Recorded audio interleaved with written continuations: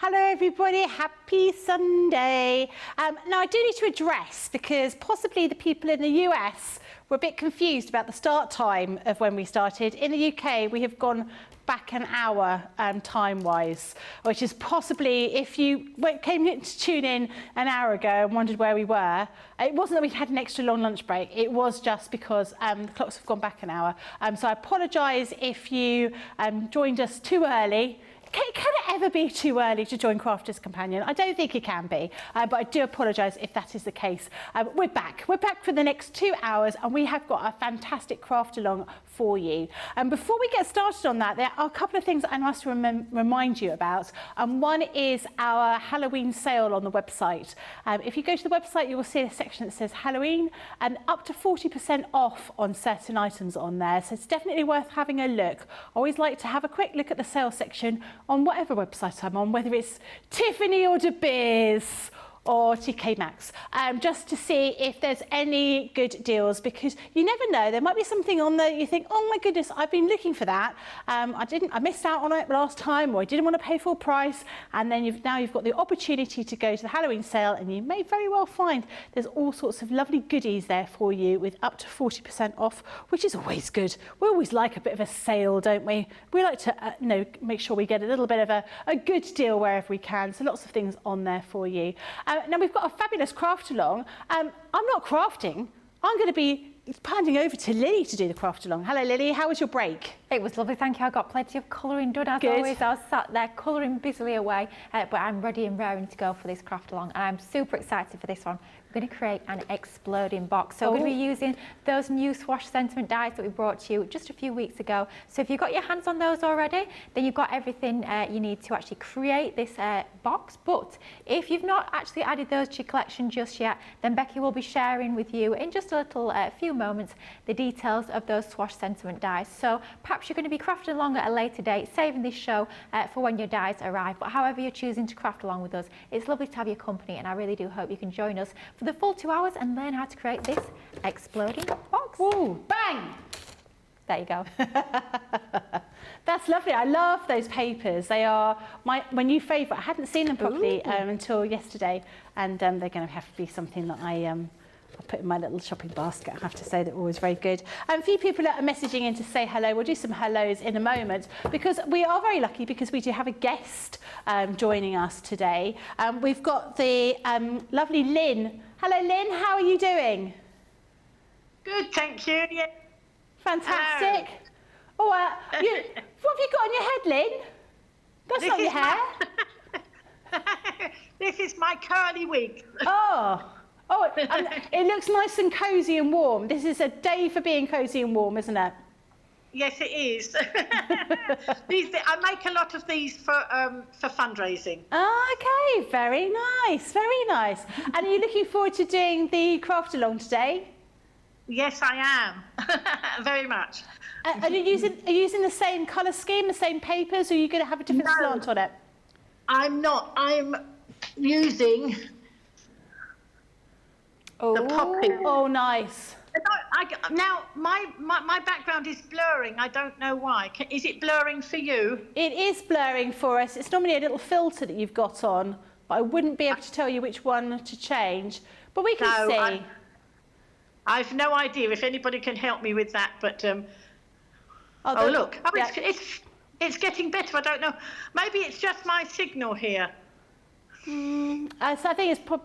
If you hold the poppy, anything you hold in front of your face, we'll be able to see, but then we wouldn't be able to see your face. Oh, that's perfect. Oh, yes. Oh, that's lovely paper. I like that a lot. Very nice. Oh, well, fantastic. I've got a commission to make a couple of poppies for neighbours. Yeah. And so if I make the box, then they can go. I can put the poppies in the box. That's a nice idea. Are you crocheting the poppies? Is that what you're going to be doing when you make the poppies? Yes. Yes. Every year, Leanne tells me she's going to teach me to crochet, and every year I manage to miss it because I've always wanted to learn how to crochet poppies. So we have a few crocheted poppies that we wear here, and we think they look really good. Oh, it's brilliant. Brilliant to actually see you in person. So I think it's the first time we've actually met. So looking forward to seeing what you're going to be making along this craft along. Okie dokes. Okay, we'll join you in a couple of minutes. See you back in a couple of moments. I'm going to pass you over to Lily because Lily's going to go through all of the bits and pieces you need for the craft along.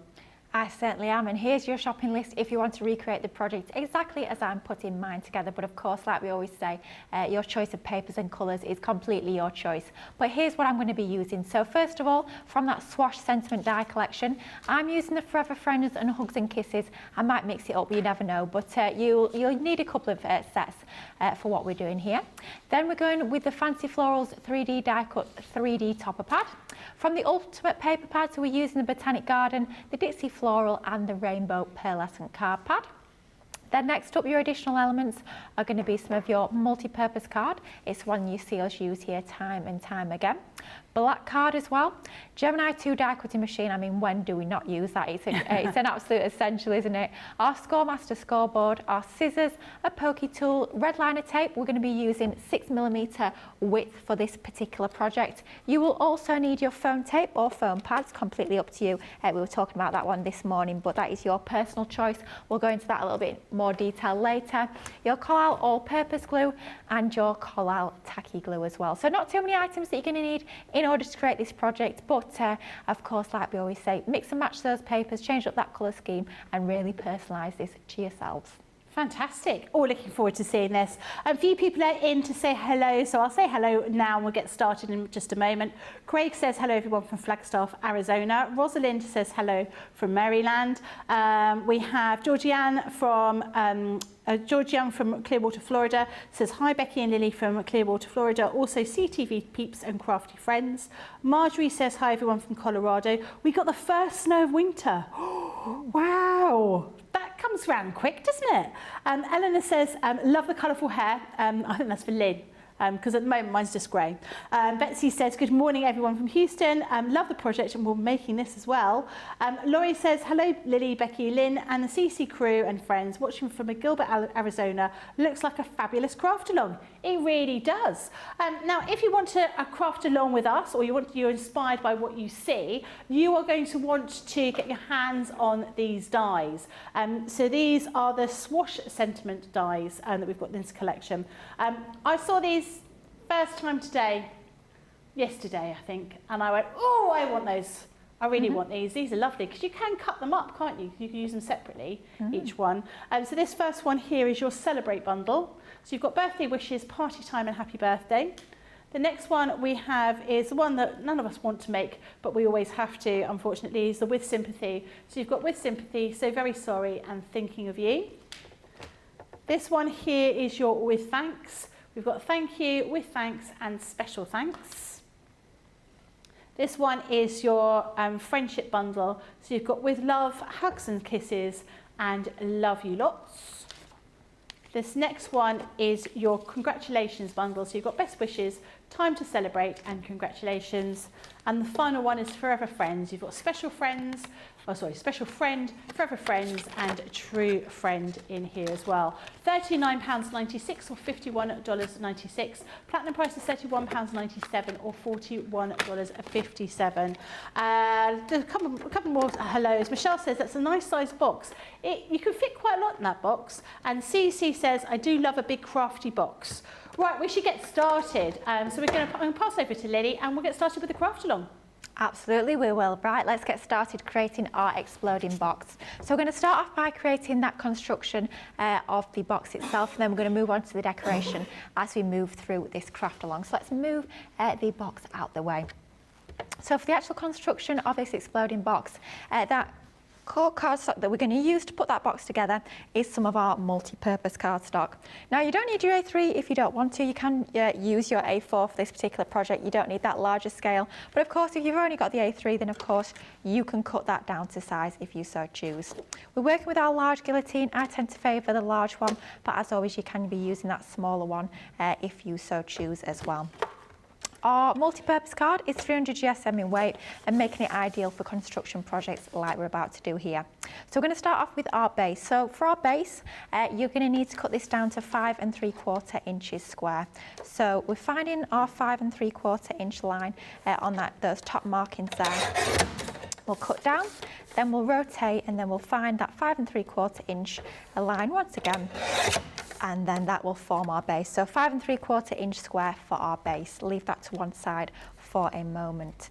And then let's do our lid next. So for our lid, this needs to be 6 7/8 of an inch. Now, I will explain a little bit about the 1/8 of an inch and all the rest of it. Quite often when we come to make our boxes, we use our box making board, so it's got that inbuilt box making technology. And what that allows us to do is we don't have to change the measurements between the lid and the base of the piece of cardstock that we're using. With this, it's a little bit different. So we've got our base here. Our base is 5 3/4 inch square, like we've just seen. And what your scoreboards that have that inbuilt box making technology do is they build in that the fact that your lid is about 1/8 of an inch larger than your base. That's what allows it to slide over that base so the two fit together perfectly. If they're exactly the same size, they wouldn't fit together. They just sort of crash into each other, if you like, and wouldn't slide over each other.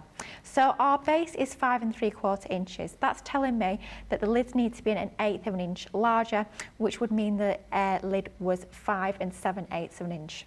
However, for this piece, we need to factor in that fact that we're actually going to be scoring our lid so that we've got 1/4 of an inch or even 1/2 an inch depth on either side. So for our lid, we need to cut this to 6 7/8 of an inch. So here we can see 6, here we can see 7.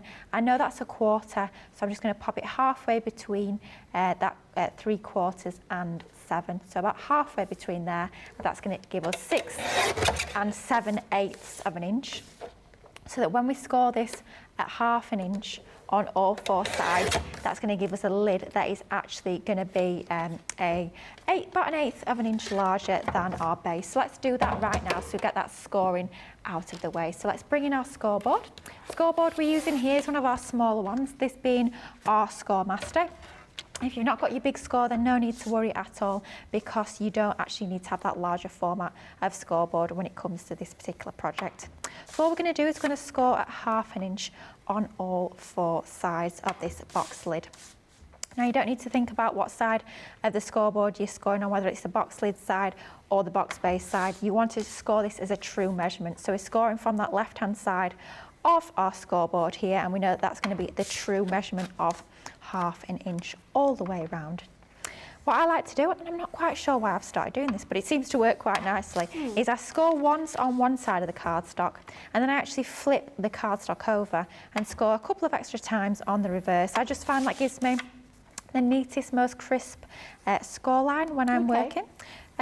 But what I always say, whether you're flipping the cardstock or not, always make sure you don't just try and score over that area one time with quite a heavy score line. Always score multiple times over that area, because that's going to give you that most neat finish when it comes to your scoring. You're going to be less likely to actually perhaps rip or tear or get cracks or creases into that score line. It's going to give you that neatest finish. Let's move that to one side, our scoreboard and our scoring tool, and we bring back in our base.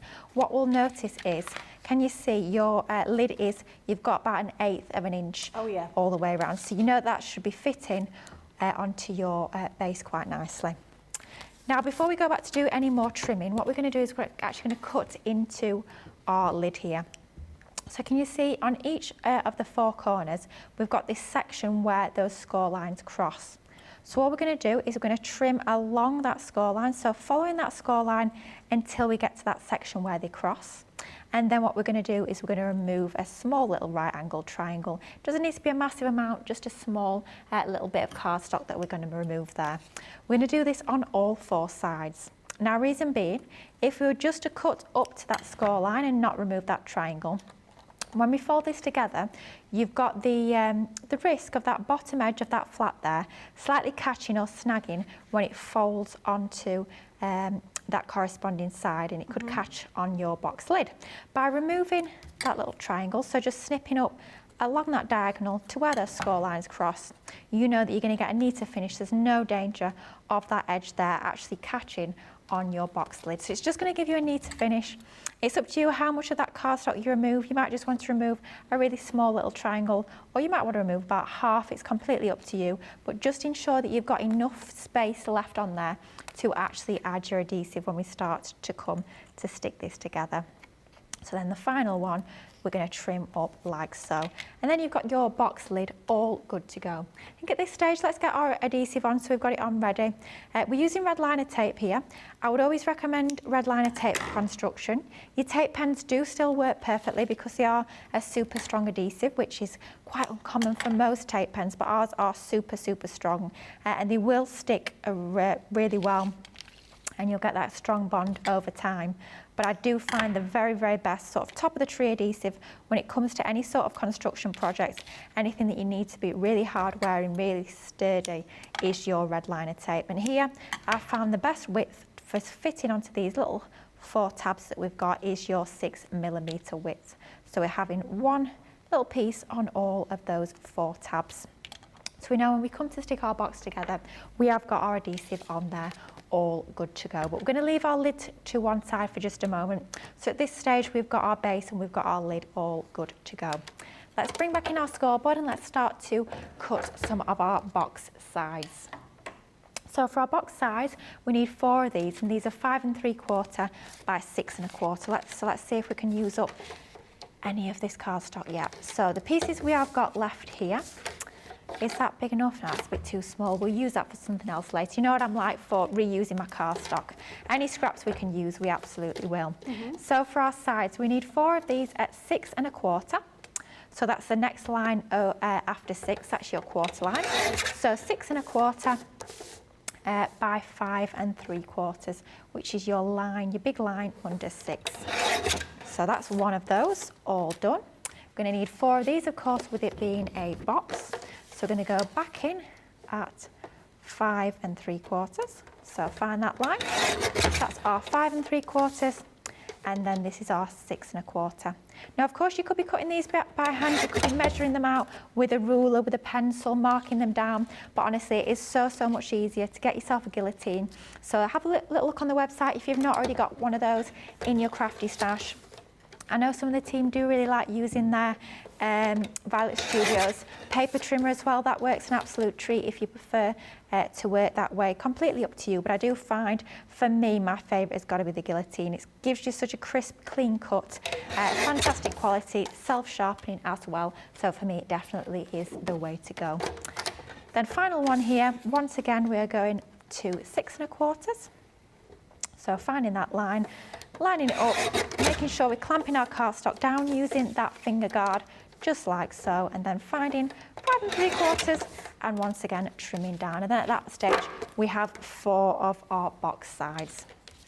Right, so then let's start to bring in some of our mats and layers. So let's start off with our mats and layers for our box lid, I think.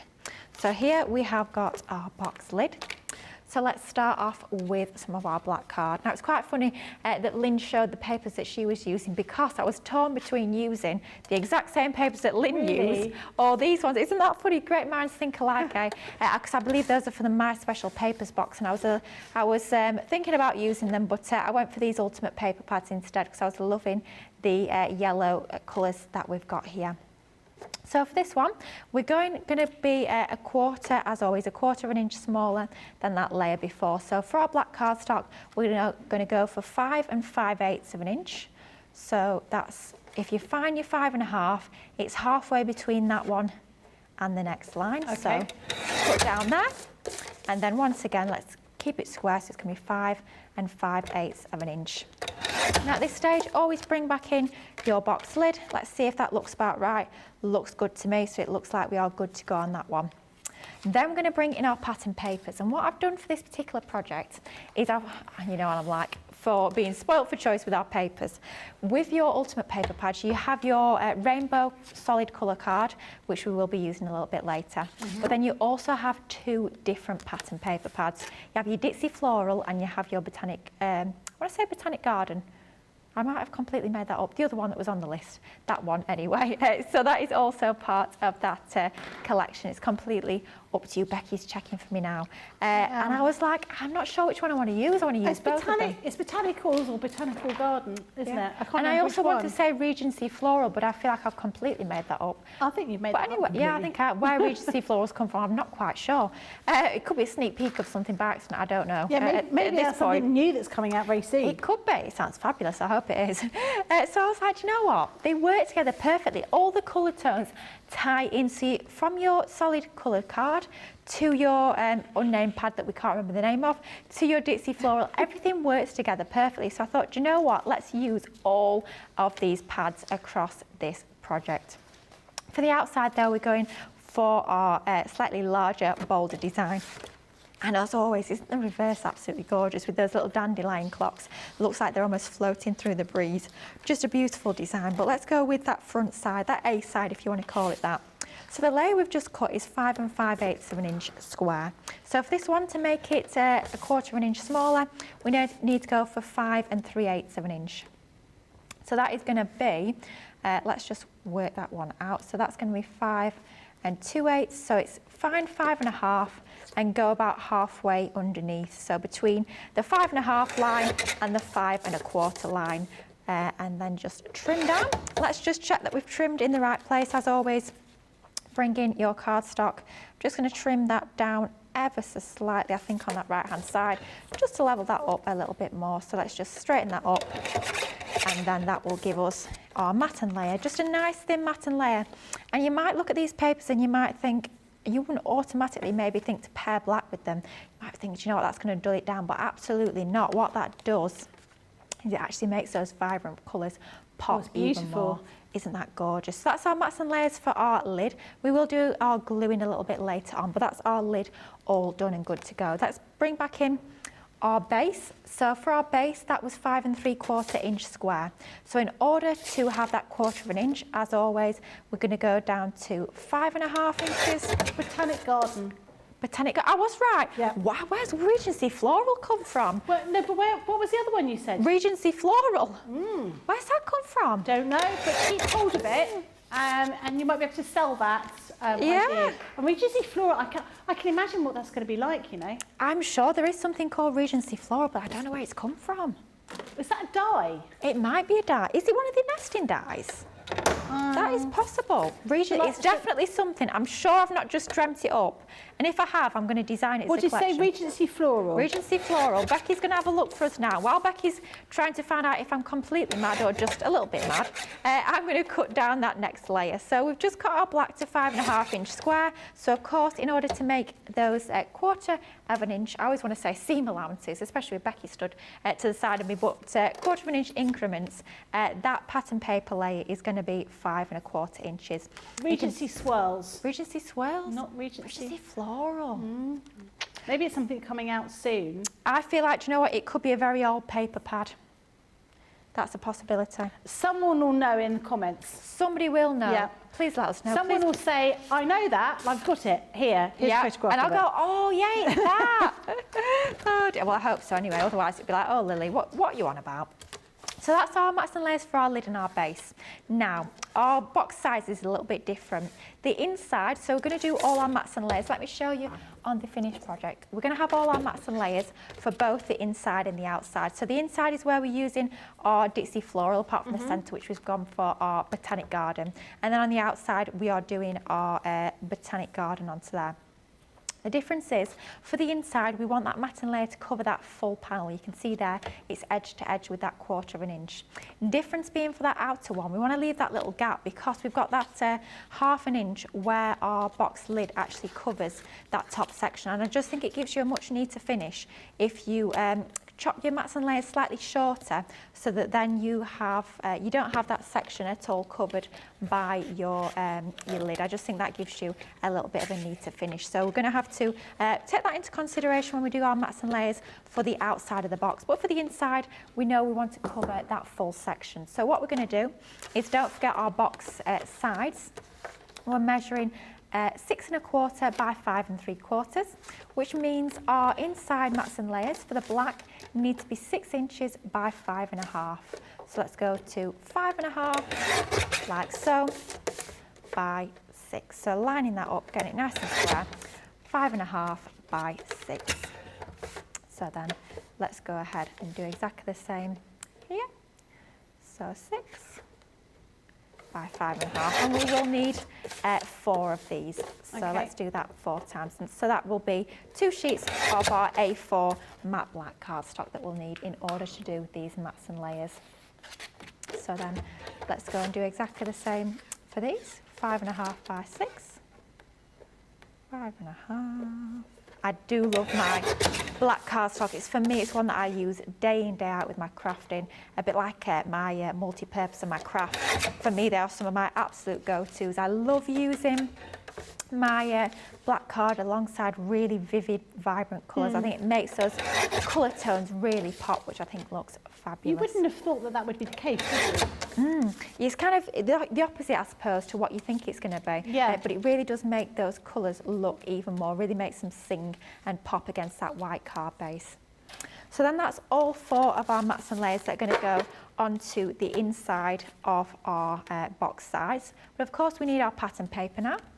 So let's bring in this beautiful ditzy floral. I'm going to need 4 of these once again, this time 5 3/4 by 5 1/4. So let's find our 5 3/4 inch line, chop down, and then 5 1/4. So 5 3/4 by 5 1/4. And before we do all 4, let's just bring this in just to check. There we are, all good with our 1/4 inch. So Perfect. 5 3/4 by 5 1/4. So let's go in for our next one. So here we've gone for our 5 and, which side is that? Let's have a little look.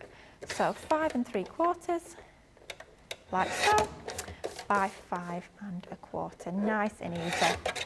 Of course, you can be creating your exploding boxes in any sort of size you so choose, completely up to you, depending on maybe what you're popping inside of them. That's down to you. You can create them rectangular, you can create them square. Again, that's personal choice. Lots of options. When you've sort of mastered that basic technique, it is so easy. You can be applying it to lots of different sizes of boxes, which I think is fabulous. And it is so easy to create these, as you'll see as we start to move along this craft along. So that's our 4 of our inner mats and layers all cut, and if we line these up with our black card, you can see that all of these are going to mat and layer together absolutely perfectly. I thought I'd cut one too short then, but they're already stuck together. But there we go. So we've got 4 of our mats and layers for the inside of our box sides, and if we bring in these sides themselves, we can see that those are going to nestle onto there absolutely perfectly. Next stage is going to be to do the mats and layers for the outside. I don't know if we want to have a little break first or if we want to go straight into that. Let's have a little break. Let's give you guys at home the opportunity to actually catch up if you're a little bit behind and need to carry on doing all your cutting. We'll give you a few moments to do that, and when we come back with me, we will be doing the next round of mats and layers. Fantastic. But lots of people are messaging in to say hello. So hello to you all. Susie, who's doing a social media today, she says she loves craft card with pink. Oh, yeah. That's quite nice, isn't it? Lillian Kwok says, I love the ditzy paper. Sarah Brown says, hello everyone, looking forward to seeing Lynn. Have a wonderful time, Lynn. Sending you hugs from Melbourne, Australia. And we've also got a good morning everyone from sunny Montana from Mary Pat 1000. We're going to have a look at the cardstock that we've got on the show. Did this one? This one? Yeah. So this one. This is your, that really annoys me. It's really going to annoy me. Oh, I hate it when it does that. Oh, open it up, Becky, and sort it out. Come on now. I'm going to have to, it's really getting on my nerves. You've got a mixture of glitter cardstock in gold here. You've got mirrored cardstock, and you also got that satin mirrored cardstock, almost like a brushed cardstock in there. This is your encapsulated glitter cardstock, so it's not going to all fall all over the place, which I think is a shame. You know, when you're sending a card to someone, perhaps, you know, who's a bit irritating, you want loads and loads of glitter on there, so when they open it up, the glitter goes everywhere. But this one is great because it will work beautifully with your die cutting machine. £8.99 or $14.35. We've got 30 sheets in here. £7.19 or $11.48 is your platinum price for this one. The next one I've got is your luxury cardstock and your precious metals. Now this one includes The glitter, this has got an adhesive, some of them have got adhesive things in the back of them, which is really useful. I don't have this one. And I saw this and I said, I need it. And I said to Becky, you do? You do, I do need it. I was the same. That makes it nice and easy having the adhesive sheets in there as well. So this is 40 sheets altogether, £11.69 or $13.45. The platinum price is £9.35 or $10.76. So a couple of other things that you might want to pop into your basket. Carol D says, I love black card too, and double love goes to my black Centura Pearl. Oh yeah, that Centura Pearl would be quite nice. We're going to give you the opportunity to check out your baskets and we'll see you in a couple of moments. Welcome to Crafters TV. With more than 35 hours of live shows each week, it's your home for all things craft. We shine the spotlight on new and innovative crafting products with live tutorials and demonstrations. Join our family of craft experts where fun happens every day. Are we in trouble or are we all right? Yeah. Should be coming in. Should be coming.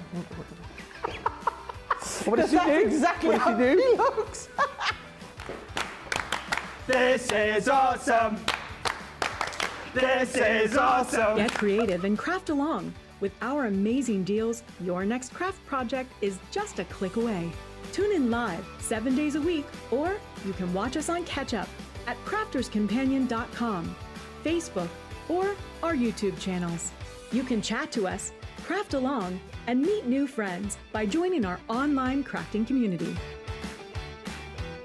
And I watch you every day, and it's just what really gets you through when you're really at rock bottom. There's a show for every type of crafter, from first-time dabblers to full-time makers. Crafters TV, create every day.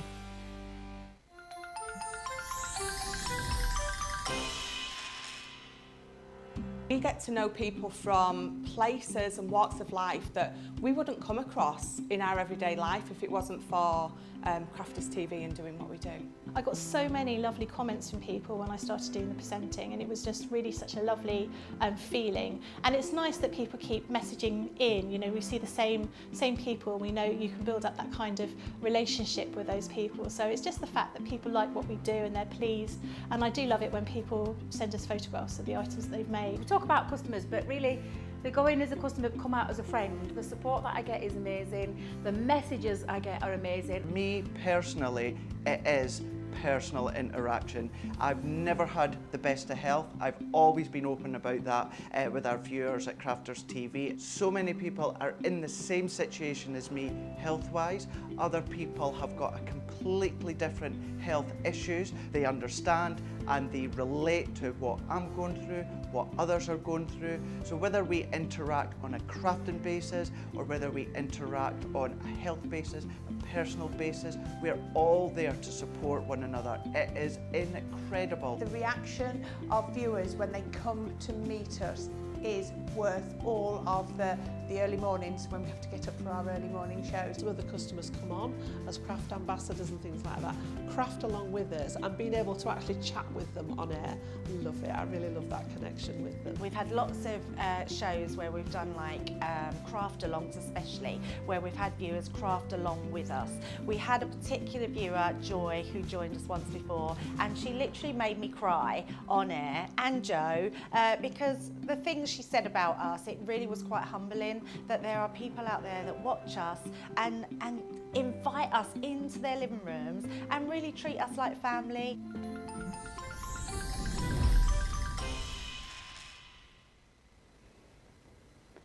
Hello everybody, welcome back. You are joining us in the next session of our craft along, making an exploding box with Lily. We've got a craft along guest with us. We've got Lynn Blackledge. I don't know if we're able to say hello to Lynn. Oh yeah, Lynn, how are you doing? I'm all right. I think I'm all right. Good. Yeah. You're keeping up?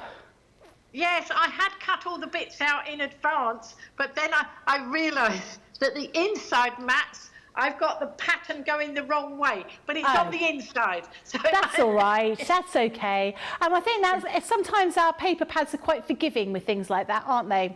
Yes, I think they will be, because when they're lying down, it probably won't matter, will it? No, I don't think it will. As they flip, Yeah. They'll be lying. Happy accident, I think. Absolutely. like we said before, there are no problems. There's happy accidents in crafting. Brilliant. Well, if you get stuck, Lynn, or you want us to recap on anything, just put your hand up, and then the gallery will know that we need to come back to you and recap what we're doing. So we'll continue, if that's all right with you, and come back to you in a few minutes. Please do. Fabulous. Yes, thank you. All right then. Right, Lily, back over to you.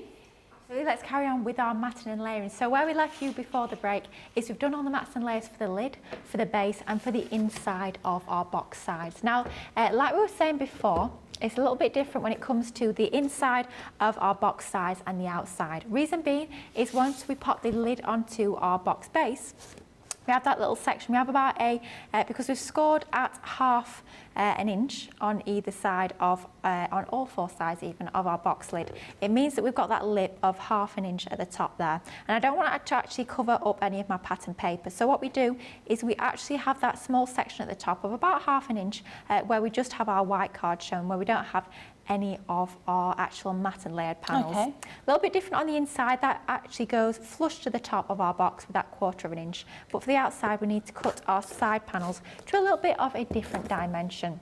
So let's bring in some of our matte black card. It's what we're using for our mats and layers for this particular project. And what we're going to cut this down to is we're going to cut it down to 5.5 inches square. So find our 5.5 inch line, cut down in one direction, and then we're just going to flip and then chop down to our 5.5. And then when we have that on the inside, or even the outside of our box size, you can see there that we've got that little section at the top. That makes sense. I always think it gives you a little bit more of a neater, more professional finish. Of course, you could use the same measurements for the inside and the outside, but I do think it makes a nice difference to actually cut them ever so slightly shorter on the outside. It's going to do the same 4 times. Obviously, with it being a 4-sided box that we've got with this one, we're going to need 4 of these panels cut down to 5.5 inches square. So find your 5.5 on one side and chop it down. A4 cardstock, like we were saying earlier, works perfectly for this one. I mean, some of these could even be scraps if you want them to be. But all the little pieces that we've got when we're cutting these down, just set them to one side for a moment, because we will be using some of those a little bit later when we do some of our additional strips and when we do some of our die cutting as well. So don't throw any of those away just yet, because some of them will come into use a little bit later on. Let's just, I mean, the little tiny ones like that, we can throw those away, but your larger ones that are about a couple of inches in thickness, do save those for a little bit later on in our project. So that's all of our black pieces. So we've cut those down to 5.5 inches square. So for the inside, they need to be 5.25 inches. So it's that 1/4 of an inch smaller, so that it's going to nestle together nicely with that quite thin frame of black around the edge. We don't want too much. We don't want it to overpower that beautiful, bright, bold pattern paper that we've got. We just want that small, thin frame that's going to draw our eye into the centre and add a little bit of drama. A little bit of drama on a Sunday afternoon. Absolutely. Ooh. Well, I mean, why not? Living life on the edge here, aren't we, with our dramatic cardstock. It's funny because you know what I'm like in terms of my colourways. I'm always going to my pinks, my purples. But you know what?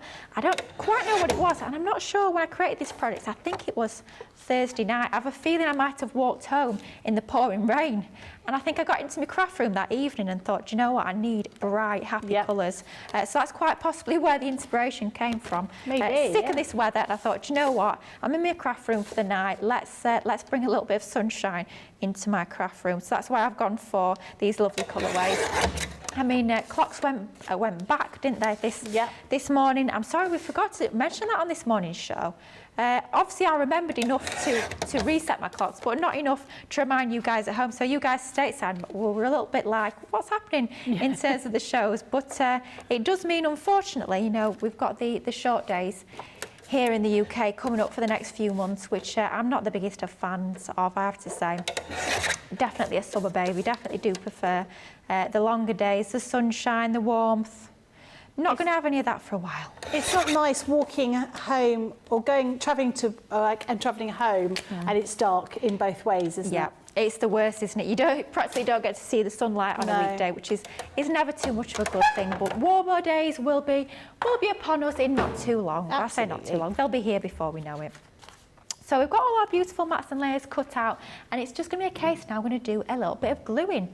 So let's start to glue these together. What we're going to do is we're going to start off with our box lid. So we've got our box lid here, and we've got our mats and layers. So what we're going to do... Just before you glue, Pound Across has asked, can we quickly recap the sizes of the things that you've cut so Absolutely, far? we can. So let's start from the very top, what we started off with. So we started off with our box base.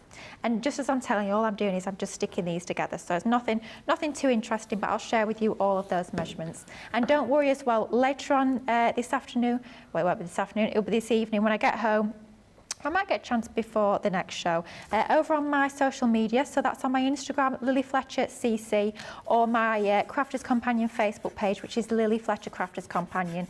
Make sure it's the one with Crafters Companion on the end, because that is my craft page. I will post all of those measurements. So if you missed any of these, or if you just want it as a reference for future, I'll make sure I post up all those measurements, so don't worry too much. But for our box base, so you're starting off with your multi-purpose card, that is going to form the base itself. That is going to be cut down to 5 3/4 inches square, so that's your box base. Then your mats and layers for your box base, which is what we're going to be sticking together in just a moment. Your black needs to be 5 1/2 inches square, because that's going to be 1/4 inch smaller than your layer beneath. And then your next layer up from your pattern paper, whatever pattern paper you're choosing to use, that one is going to be 5 1/4 inches. So that's your box base. Box lid, the one we've just started sticking together. First layer, that multi-purpose card, is 6 7/8 inch square. You're going to score on all 4 sides at 1/2 inch. Then you're just going to remove your little tabs like you can see here. That's going to give us that neater finish when we start to fold our box lid together. Next layer up, our black card, 5 5/8 inch by 5 5/8 inch. Then your pattern paper is 5 3/8 inch by 5 3/8 inch. So it's 1/4 inch each and every time between those. So that's your box lid. Then your box sides. From your multi-purpose card, you're going to cut 4 of these. These are going to be measuring 6 1/4 inches by 5 3/4, so it's slightly rectangular. 4 of those. Mats and layers for the inside, slightly different, don't forget. So for your first one, from your matte black card, you're going to be cutting that one to 6 inches by 5 1/2. 4 of those once again. Then your pattern paper, here we've used our Ditsy Floral. That's going to go down to 5 3/4 inches by 5 1/4. And then your mats and layers for the inside, ever so slightly different with these being squared. Your black one is going to be 5 1/2 inches square.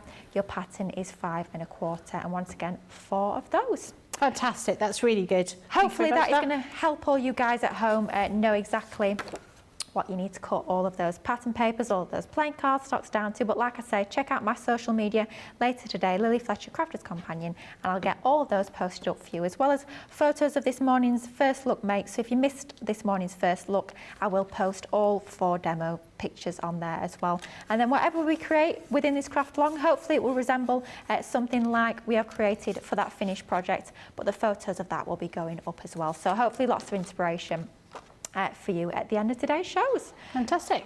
Which is absolutely what it's all about for me, giving you guys at home all the inspiration, all the crafty know-how, and of course all the fabulous products with which to create all these ideas that we have.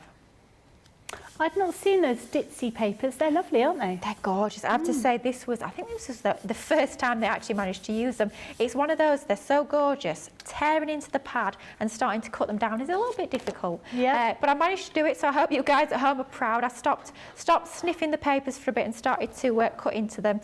I think I've told you guys about this little almost like bargain I have with myself. So you know what we're all like, we're all the same. We don't like to cut into our pattern papers, we don't like to use them up because we get scared of running out. The way I've managed to get over that fear is, well, if I run out of this one, and it's the same with my ribbons, same with my gems and my pearls, because as we were discovering on this morning's wake-up call, not wake-up call, first look, if you were joining us, that I love my pearls, love my gems. So if I use up a paper pad, that's fine, because that means I can buy another one. So in terms of using up paper pads, you're kind of at stalemate, aren't you? Because if I use one up, you buy another. That's -1, add 1, you break even.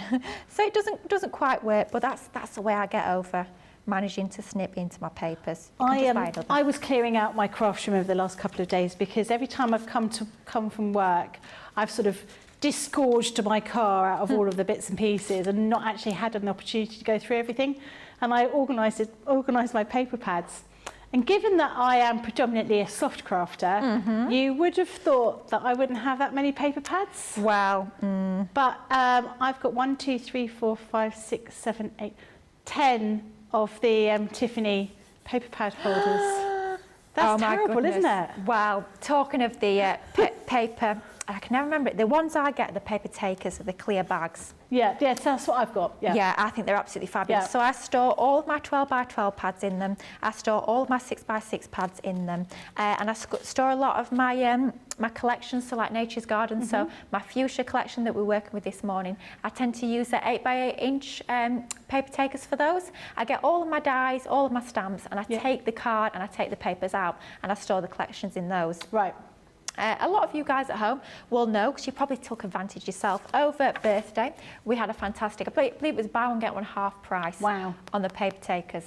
Somebody got quite excited about that. Yeah. Somebody Who thought, was that? I wonder who that could have been. Lynn, was it you? No, it was me, of course. So, yeah, I took advantage of that. That certain delivery, because I might have had a few deliveries over birthday, quite possibly. That order turned up on Friday. Oh. So over in my little office where I sit with the rest of the team, next to my desk, there's quite a few paper takers. I can't even remember how many I ordered. I know it was a multiple of 2. It was either 10 or 12, and that's for the 12x12. I've got a full bookcase at home in one of my craft rooms that's just full of paper takers. Oh my goodness. In terms of the 12x12, there must be, at the moment, at least 25. At least, and they're literally stuffed, crammed full of 12x12 paper pads. Wow. Yeah. But it's a case of one in, one out. If I use one up, I've got to get another one. It doesn't have to be the same design. It can be another one. So does that, but that mean, when you won't buy another one until you use one up? No. No. It doesn't work like that. It works one way, but it don't work the other. No, it's terrible, I completely agree with you. If only, So yes, it was my first time using these paper pads, but they're gorgeous. And I don't know if the camera can pick this up. I want to share this with you guys at home. It's the same with all three, and I'm calling them paper pads, and that's doing them a disservice because they're actually card pads. All of them, whether it's the solid colour one that we'll use a little bit later, whether it's your ditzy floral, or whether it's this beautiful botanic garden, it's actually got a pearlescence to it. It's only a subtle pearlescence. It's not really in your face. It's not really overpowering. But double-sided pearlescent card, it's gorgeous, isn't it? It's absolutely gorgeous. So, of course, we had to use this for this particular project. So we've glued our lid together. What we've done with our lid is we've glued onto our black, and then we've glued onto the lid itself. With all of our other side mats, what we're doing here is we're gluing all of the actual mats and layers themselves. So we're gluing our pattern card to our black card, but we're not actually sticking them onto the box sides just yet, because we've got a little handy tip I'm going to share with you later on to cover our tabs up when we start to put this together. So all we're doing here is we're gluing our patterned onto our black, but don't glue any of your base or your sides. You're fine to glue the lid like we've shown just a moment ago. You're fine to glue that to the actual white lid sort of construction part itself, but for all of the other pieces, just hang fire just a few moments in terms of gluing those to your multi-purpose side panels. So we're going to leave these to one side and not actually use those just now, because we're basically going to cover up our tabs when we come to do our construction pieces, which is going to give us a neater finish. Now, adhesives. Let's have a little talk about adhesives. You know, I always call myself an adhesive geek. I love my adhesives. A little phrase that I've borrowed from Craig. Don't know where it's come from, but I'm sure it was him that I first heard use it. I love all my different sorts of glues. I love all my different sorts of tapes. But everything is, it's very much horses for courses. So it's a case of different glues for different jobs. But within that, having said that, we do all have our different personal preferences. For matting and layering, for me, I tend to favour my Collal all-purpose. Now, this is where I sort of deviate from, I suppose, what we should be telling you guys at home to do. What we say is any sort of coated cardstock, so something like a mirror card, something like a Centura Pearl, you should be using your tacky glue, just because the thing about this glue, our all-purpose, it is actually a solvent-based glue. So what can happen is, if you apply this to something with a coating, it can actually strip the coating back. However, I do still use my all-purpose for my pearlescent card. The only thing you need to really bear in mind is make sure that there's no seepage from the outside of that matting layer, because otherwise, if you do get seepage and it goes onto that coating, it can actually strip that coating away, which is why a lot of the team will recommend to use your tacky glue for coated cardstock. It's not because your all-purpose glue won't stick it, not because it's not strong enough or anything like that.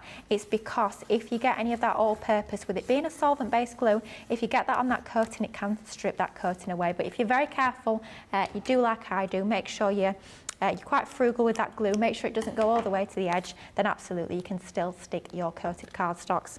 A lot of the team will as well, and you'll see me using this an awful lot. We'll use our tape pens.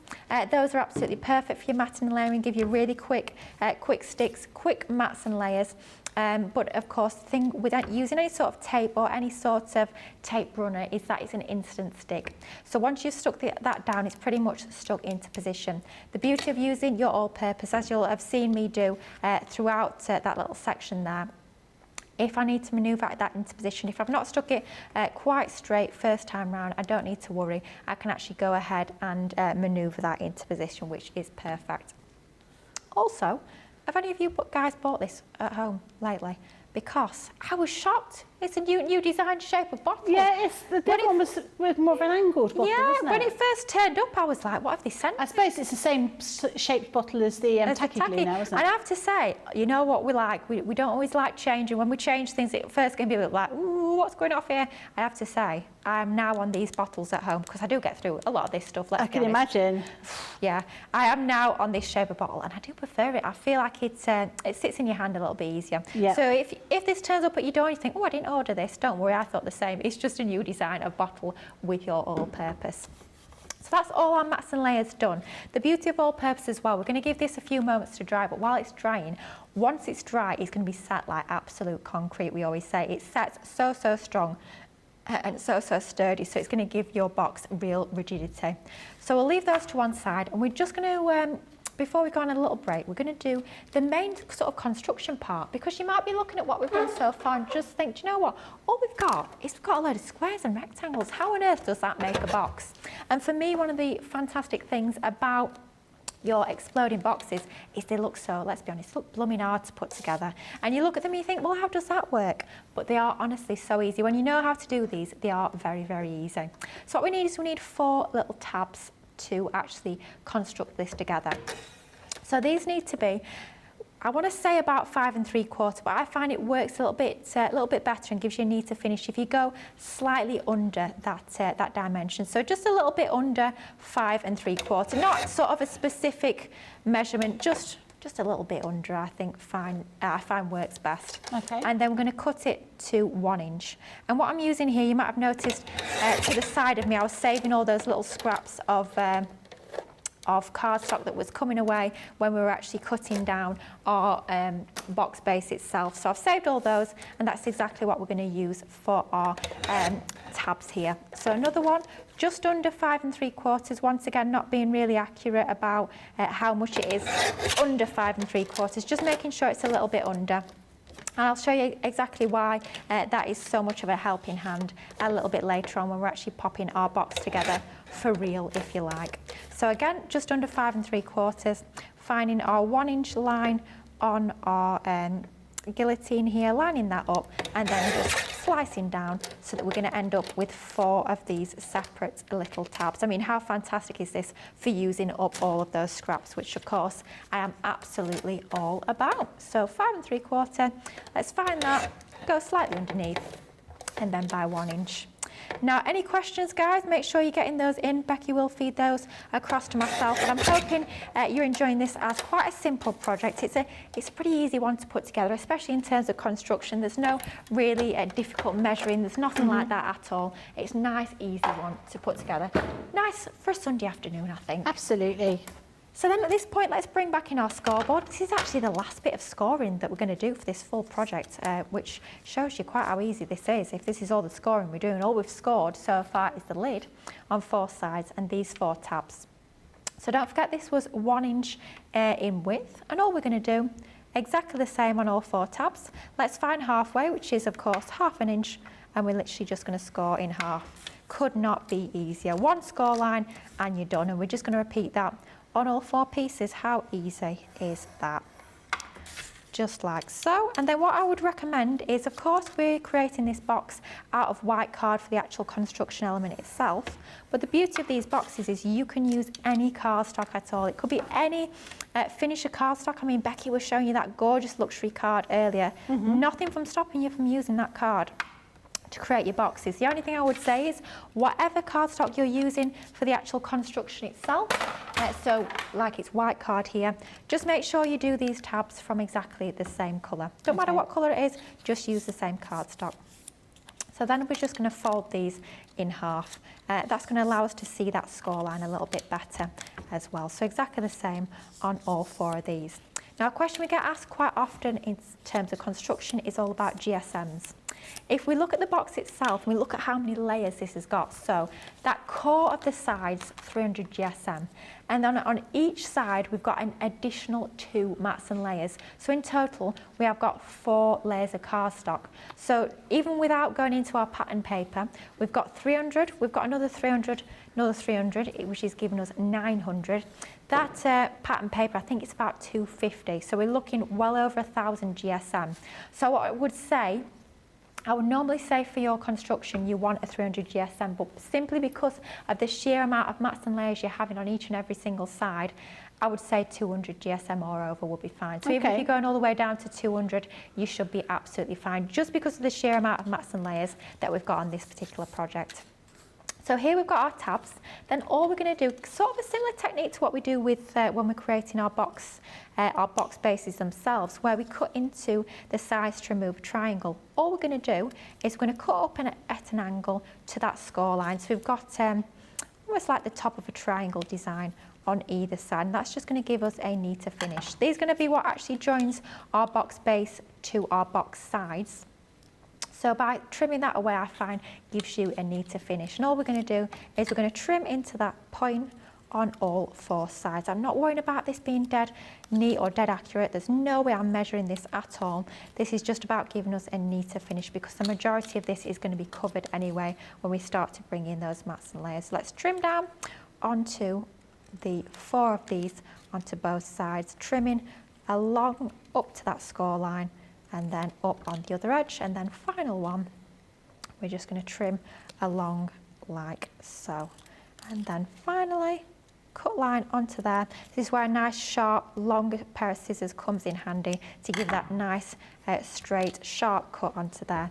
And then that is going to be our 4 different tabs that actually form the construction that join our box together.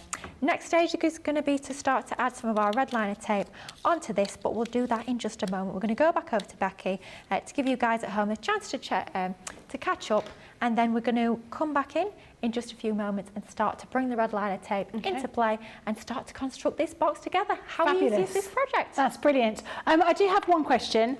Jean asks, what a Totally Tiffany size bag do you use for your 12 by 12 papers? It's a 12 by 12 paper taker.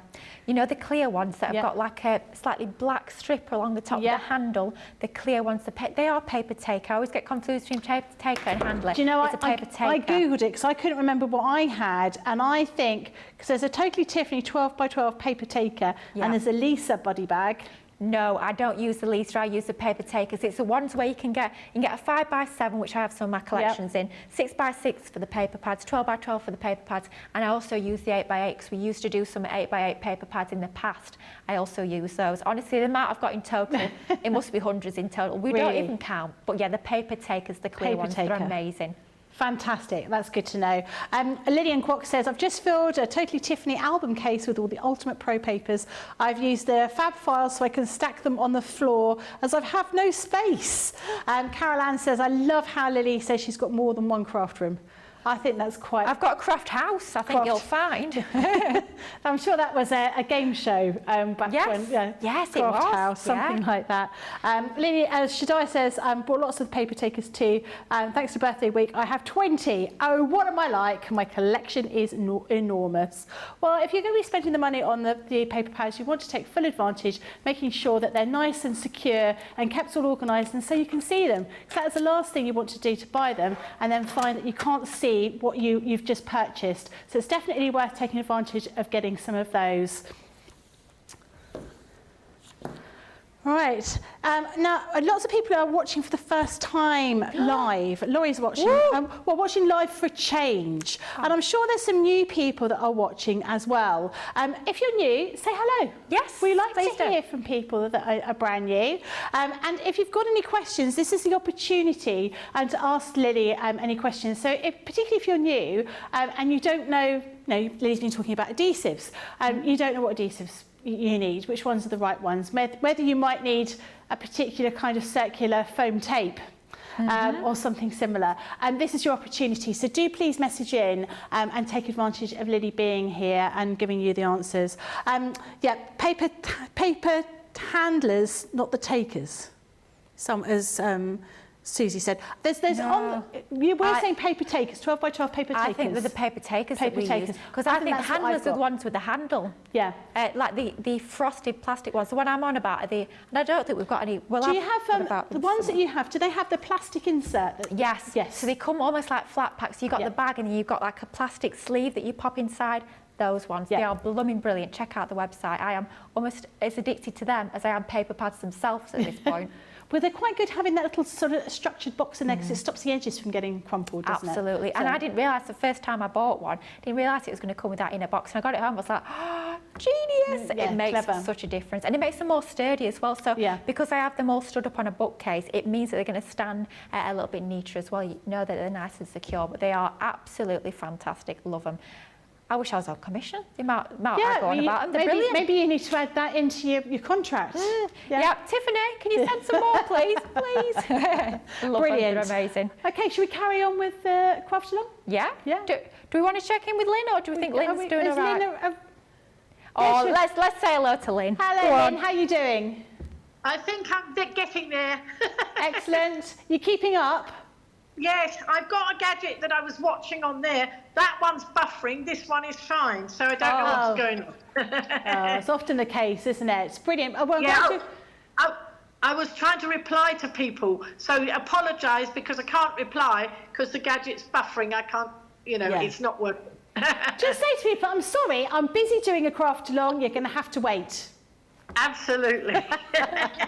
Brilliant. Well, as before, if you get stuck or anything, just raise your hand and then we'll come back to you. Brilliant. It was the people in the chat that have spoken to me that I was trying to reply to. So they know I'm on the craft along, but it's too difficult trying to do that and keep up. I don't blame you. You can answer all of those comments a bit later on.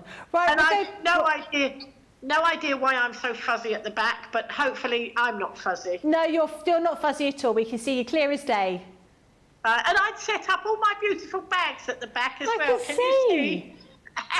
Are you going to make the bags into cushions? I think somebody else has made them all into cushions. No, you're going to keep these bags? No. I'm going to use them. I don't know. I haven't decided yet. They're too precious.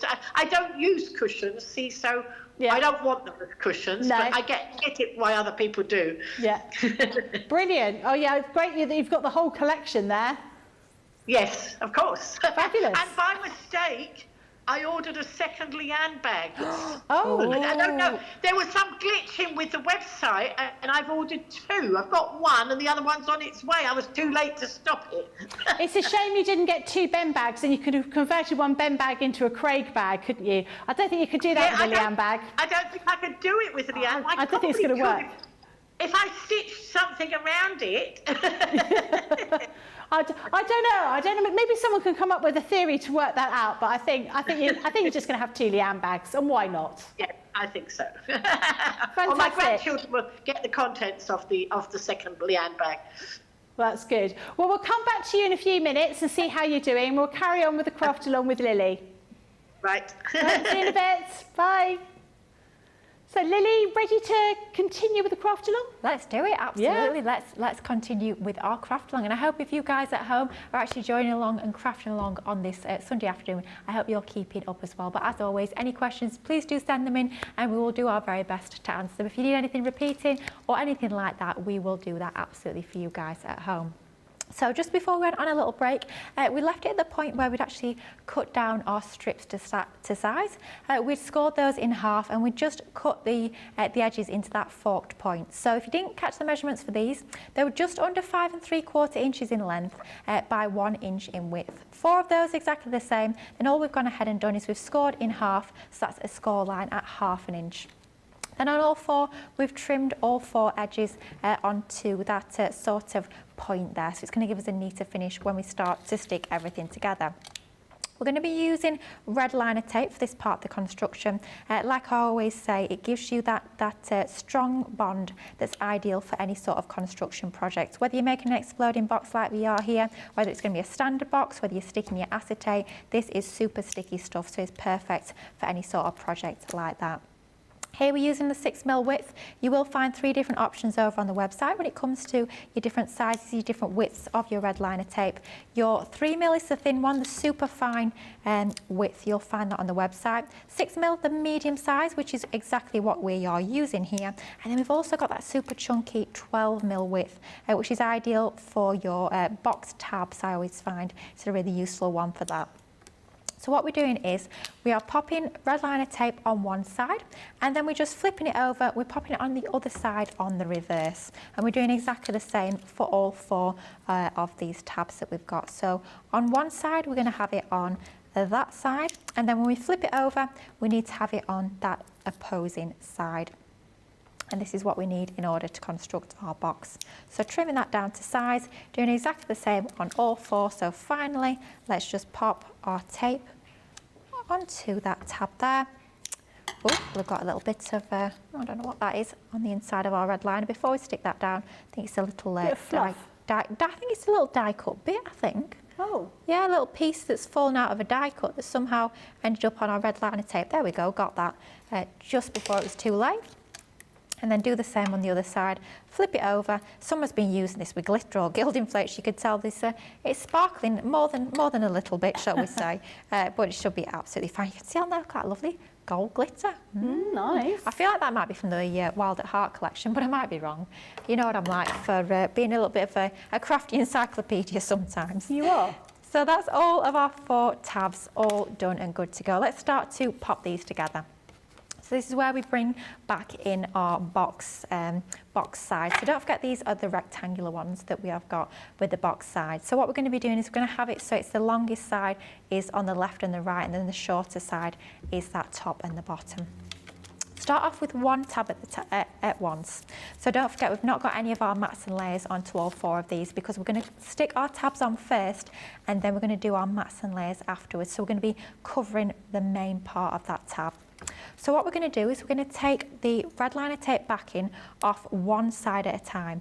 Don't peel both sides off, because what you'll find is you end up almost like fighting with your adhesive and you're making things harder for yourself than they need to be, which is what we are absolutely not about. Then we're going to line up that score line with the that bottom edge of our cut piece. So you can see there we have got our score line there lined up with that edge. And don't forget, earlier on we actually cut our piece. Don't forget, it was a little bit smaller than that 5 3/4. Just gives us a little bit of grace either side. We don't need to line it up absolutely flush and level either side, because we've got a little bit of wiggle room onto there. And that's going to be our first side. Let's leave that to one side, and then it's just a case of rinse and repeat. So let's bring back in our next tab, take the backing off of just one of those pieces of red liner tape.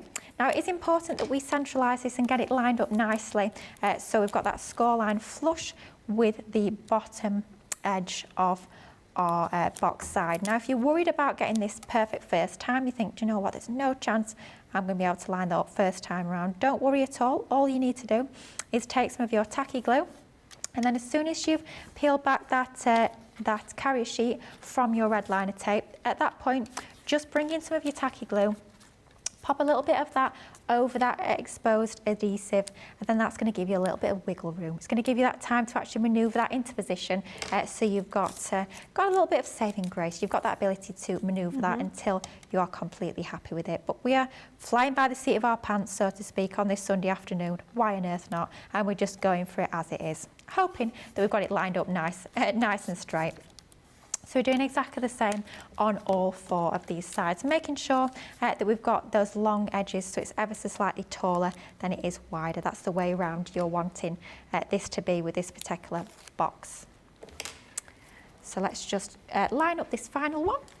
So all we're going to do is just line that up like so. So we've got our score line is going to be lined up with that bottom section of our box like so, and that's all 4 of those stuck onto there just like so. So at this point we're going to start to bring in our mats and layers, and that's going to be the next part we're going to do to actually glue on our mats and layers. So what we're going to do is we're going to bring in our inside mats and layers.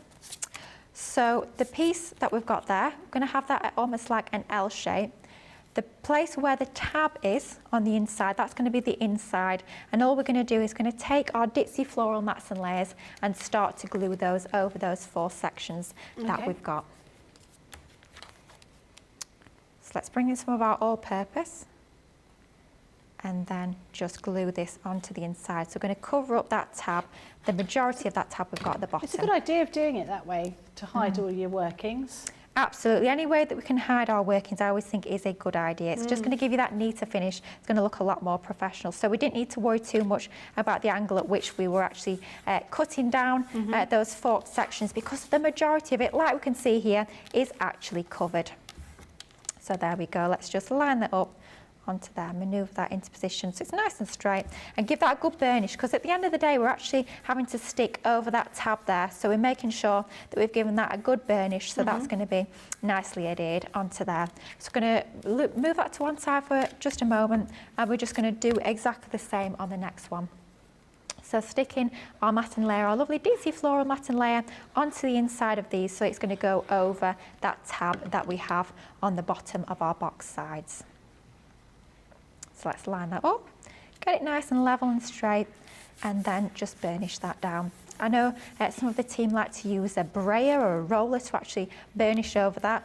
Debbie Fisher quite often uses her bone folder to give that a good burnish. I just use my finger, but of course it's completely up to you. If you find it easier in terms of dexterity to actually use a specific, I can never say that word, get me teeth in, specific, there we go, a specific tool, then absolutely go for that. As I always say, it's whatever you find easiest to do with anything at all when it comes to your crafting. Love the fact that with this pattern paper as well, it's very much unidirectional. So you've got all those gorgeous wildflowers going in multiple different directions. So it doesn't matter at all which way around you pop this. You don't need to worry about it. It's going to work in each and every single direction. And I find that way as well as it being very forgiving, that you get an awful lot more from all of the sheets of cardstock. Because it doesn't matter which direction you're actually placing that in, and it's the same with the other pattern paper that we've used that we'll be bringing into play in just a moment, the one that we're going to be placing on the outside of our box. That's the same in terms of it being very much a unidirectional paper, which is fantastic. So let's line that final one up, and then that's all of our inside mats and layers stuck down. At this point, let's start to flip it over and pop our outer mats and layers on, which is what we've got here.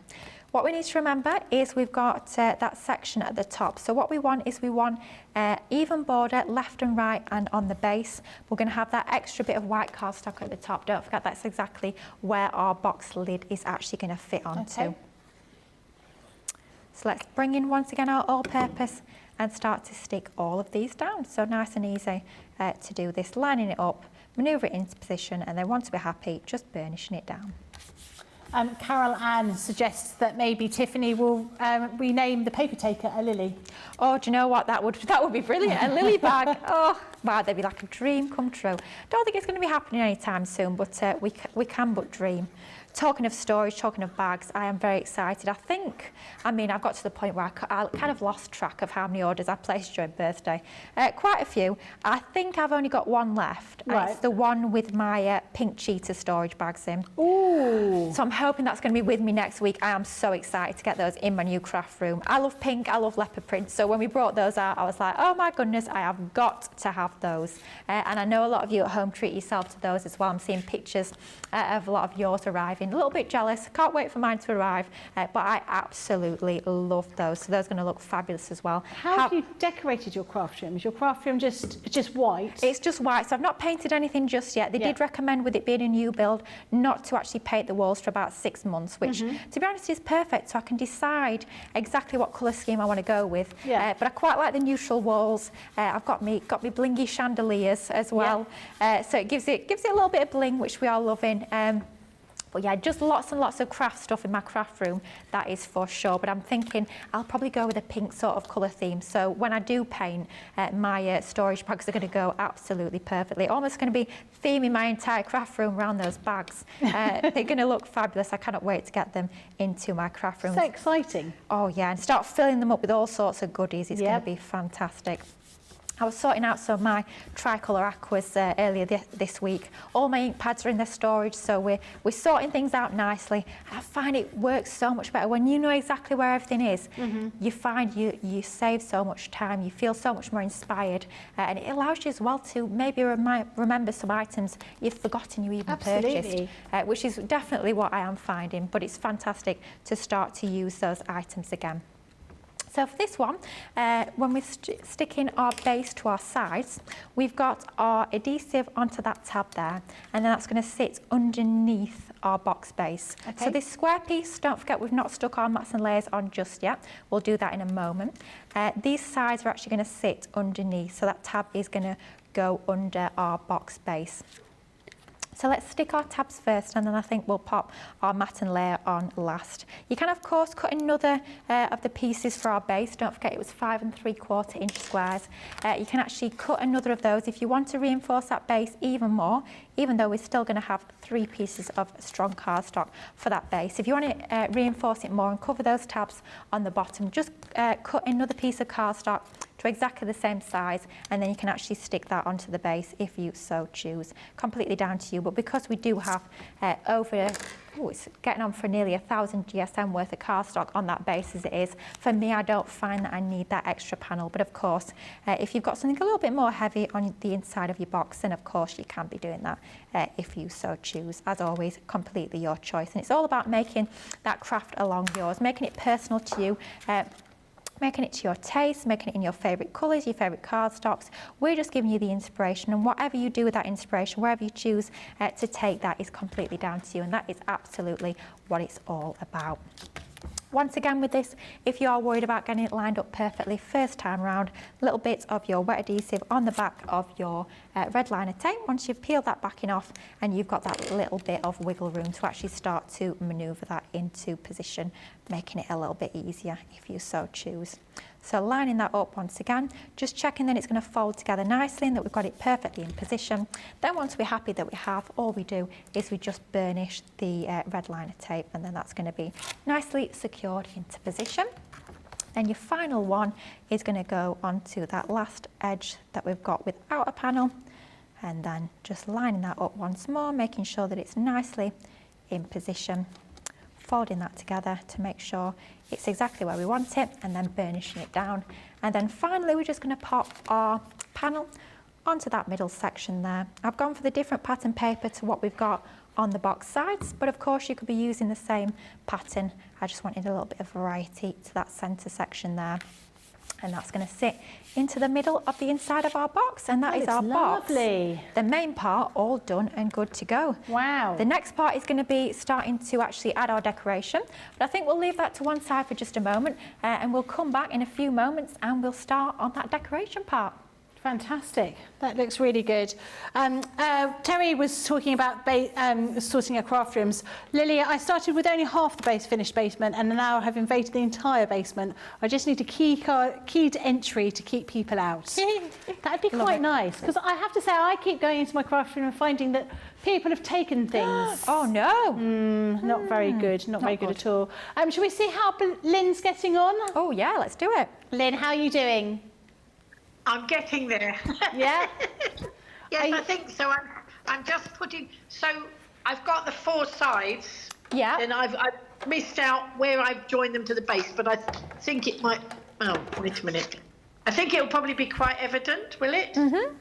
Yeah. Yeah. Yeah, because I was getting stuck up with my sticky tape. Oh dear. No. Yeah, But it sounds like you're making good headway. Yeah, so I've got those pieces, and then so I just put those. Well, I'll find the base. The base is here somewhere. I'll work it out.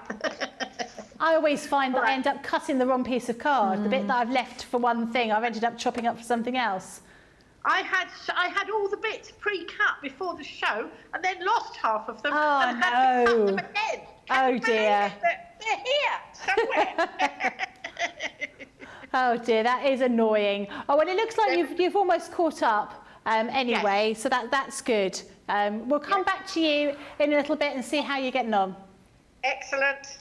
Fantastic. Okay, well, we'll let all of you catch up, maybe check out your baskets, but I think just catch up with a little bit and we'll continue with the craft along in a couple of moments. Welcome to Crafters TV. With more than 35 hours of live shows each week, it's your home for all things craft.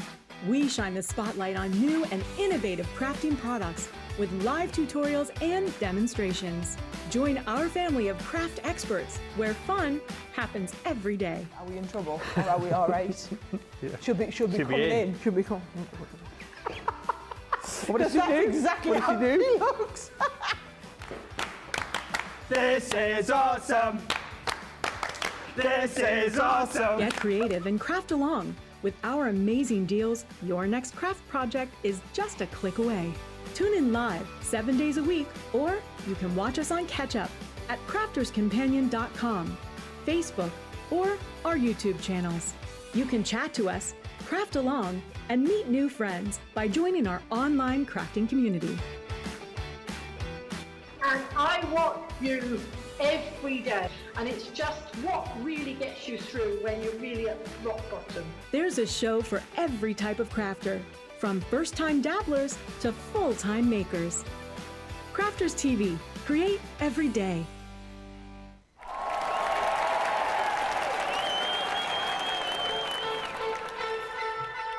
Pokey tools and paper pads, gilding, wax and stamping mats, scissors, glitter, builder blocks, faux snow fabric, rocker blocks, Bria's misters, quilting clips, and die brush tools, precision snips, finger daubers, acetates, stencils, glue guns and templates, Gemini Pro, Julia and the OG, Gemini Go, Mini and the MIDI, dry blend, brush pens, aqua pens and aqua blends, illustrators, classics and dry blends and color blends and glitter pens and sparkle pens, outliner pens. Fine tip glue, applicators, envelopers, creators, stamping platforms, boxer boards, the big score and scoreboard, Nina card and craft card, glitter card, matte black card, graphics, wadding and adhesive sheets, glass mats, guillotines and pen trays, bottle dice and zinc trays, miter tools and binding tools and toe bugs, USBs, bone folders and punches, low-tuck tape, paint brushes, stamens, mountboard, flower forming foam, outline markers, DVDs, spelled quick writing pads and CDs, gilding flakes and washi tape, tacky glue, red liner tape, craft mask, press, sparkle pots, Centura pan and sticky dots, pigment, ink pads, chunky glue, body bags, all-purpose glue, embossing folders, blending tools, storage folders, much more too. Water reactive ink pads, body bags, craft magnets, year of craft and glue, stick and spray and stick away, dotty tape and split pens, acrylic paint pens, tape pens, watercolor card, rotary cutters, magazines and stamping card, ultimate Pro and the rotating design board, ultimate first compendium, Sarah signature collections, and don't forget discovery kits. Oh, and there's foam pads, think that's it. One final thing, foam on a roll. Foam on a roll.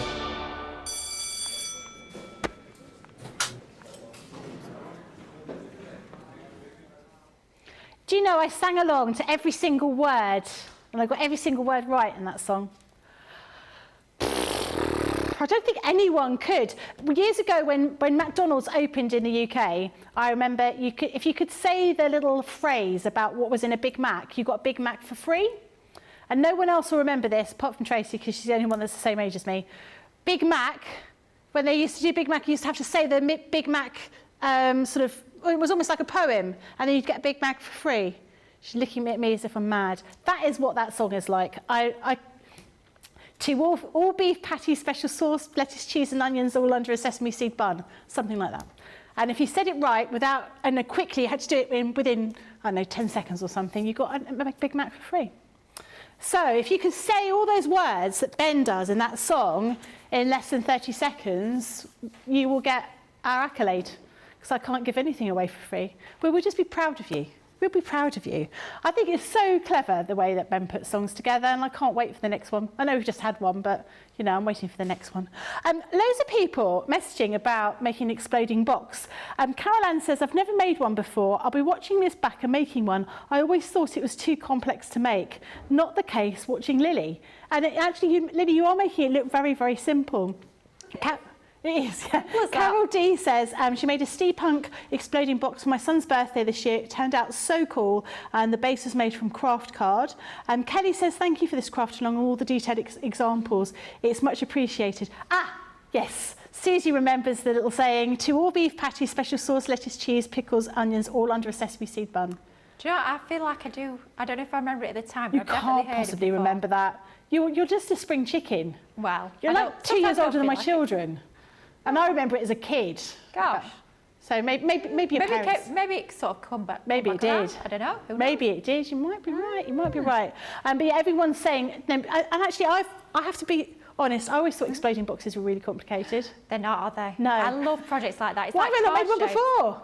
Well, I don't know, but I expect next time you're on the papercraft side, I'm expecting an exploding box. I'm going to do an exploding box. I've already decided. I've been just sort of scribbling my ideas while you've been talking. They are, honestly, they are so easy. And I love projects like this. When you look at it and you think, oh, how's that being put together? And you think it's dead complicated. Then when you work out how to do it, you're like, oh, that was easy. And this is so super easy. So I hope you guys at home are learning, same as Becky, that this is a super easy project to put together.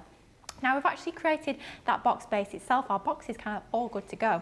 So at this point, we're going to move on to the decoration. And it's all about those fantastic swash sentiment dies. So we're going to be actually creating our decoration using those fantastic sentiments. But first up, we're going to do a little bit more matting and layering. And all we're going to need to do, all we need to use for this matting and layering is our black card and our white card. So let's start off with our multi-purpose card.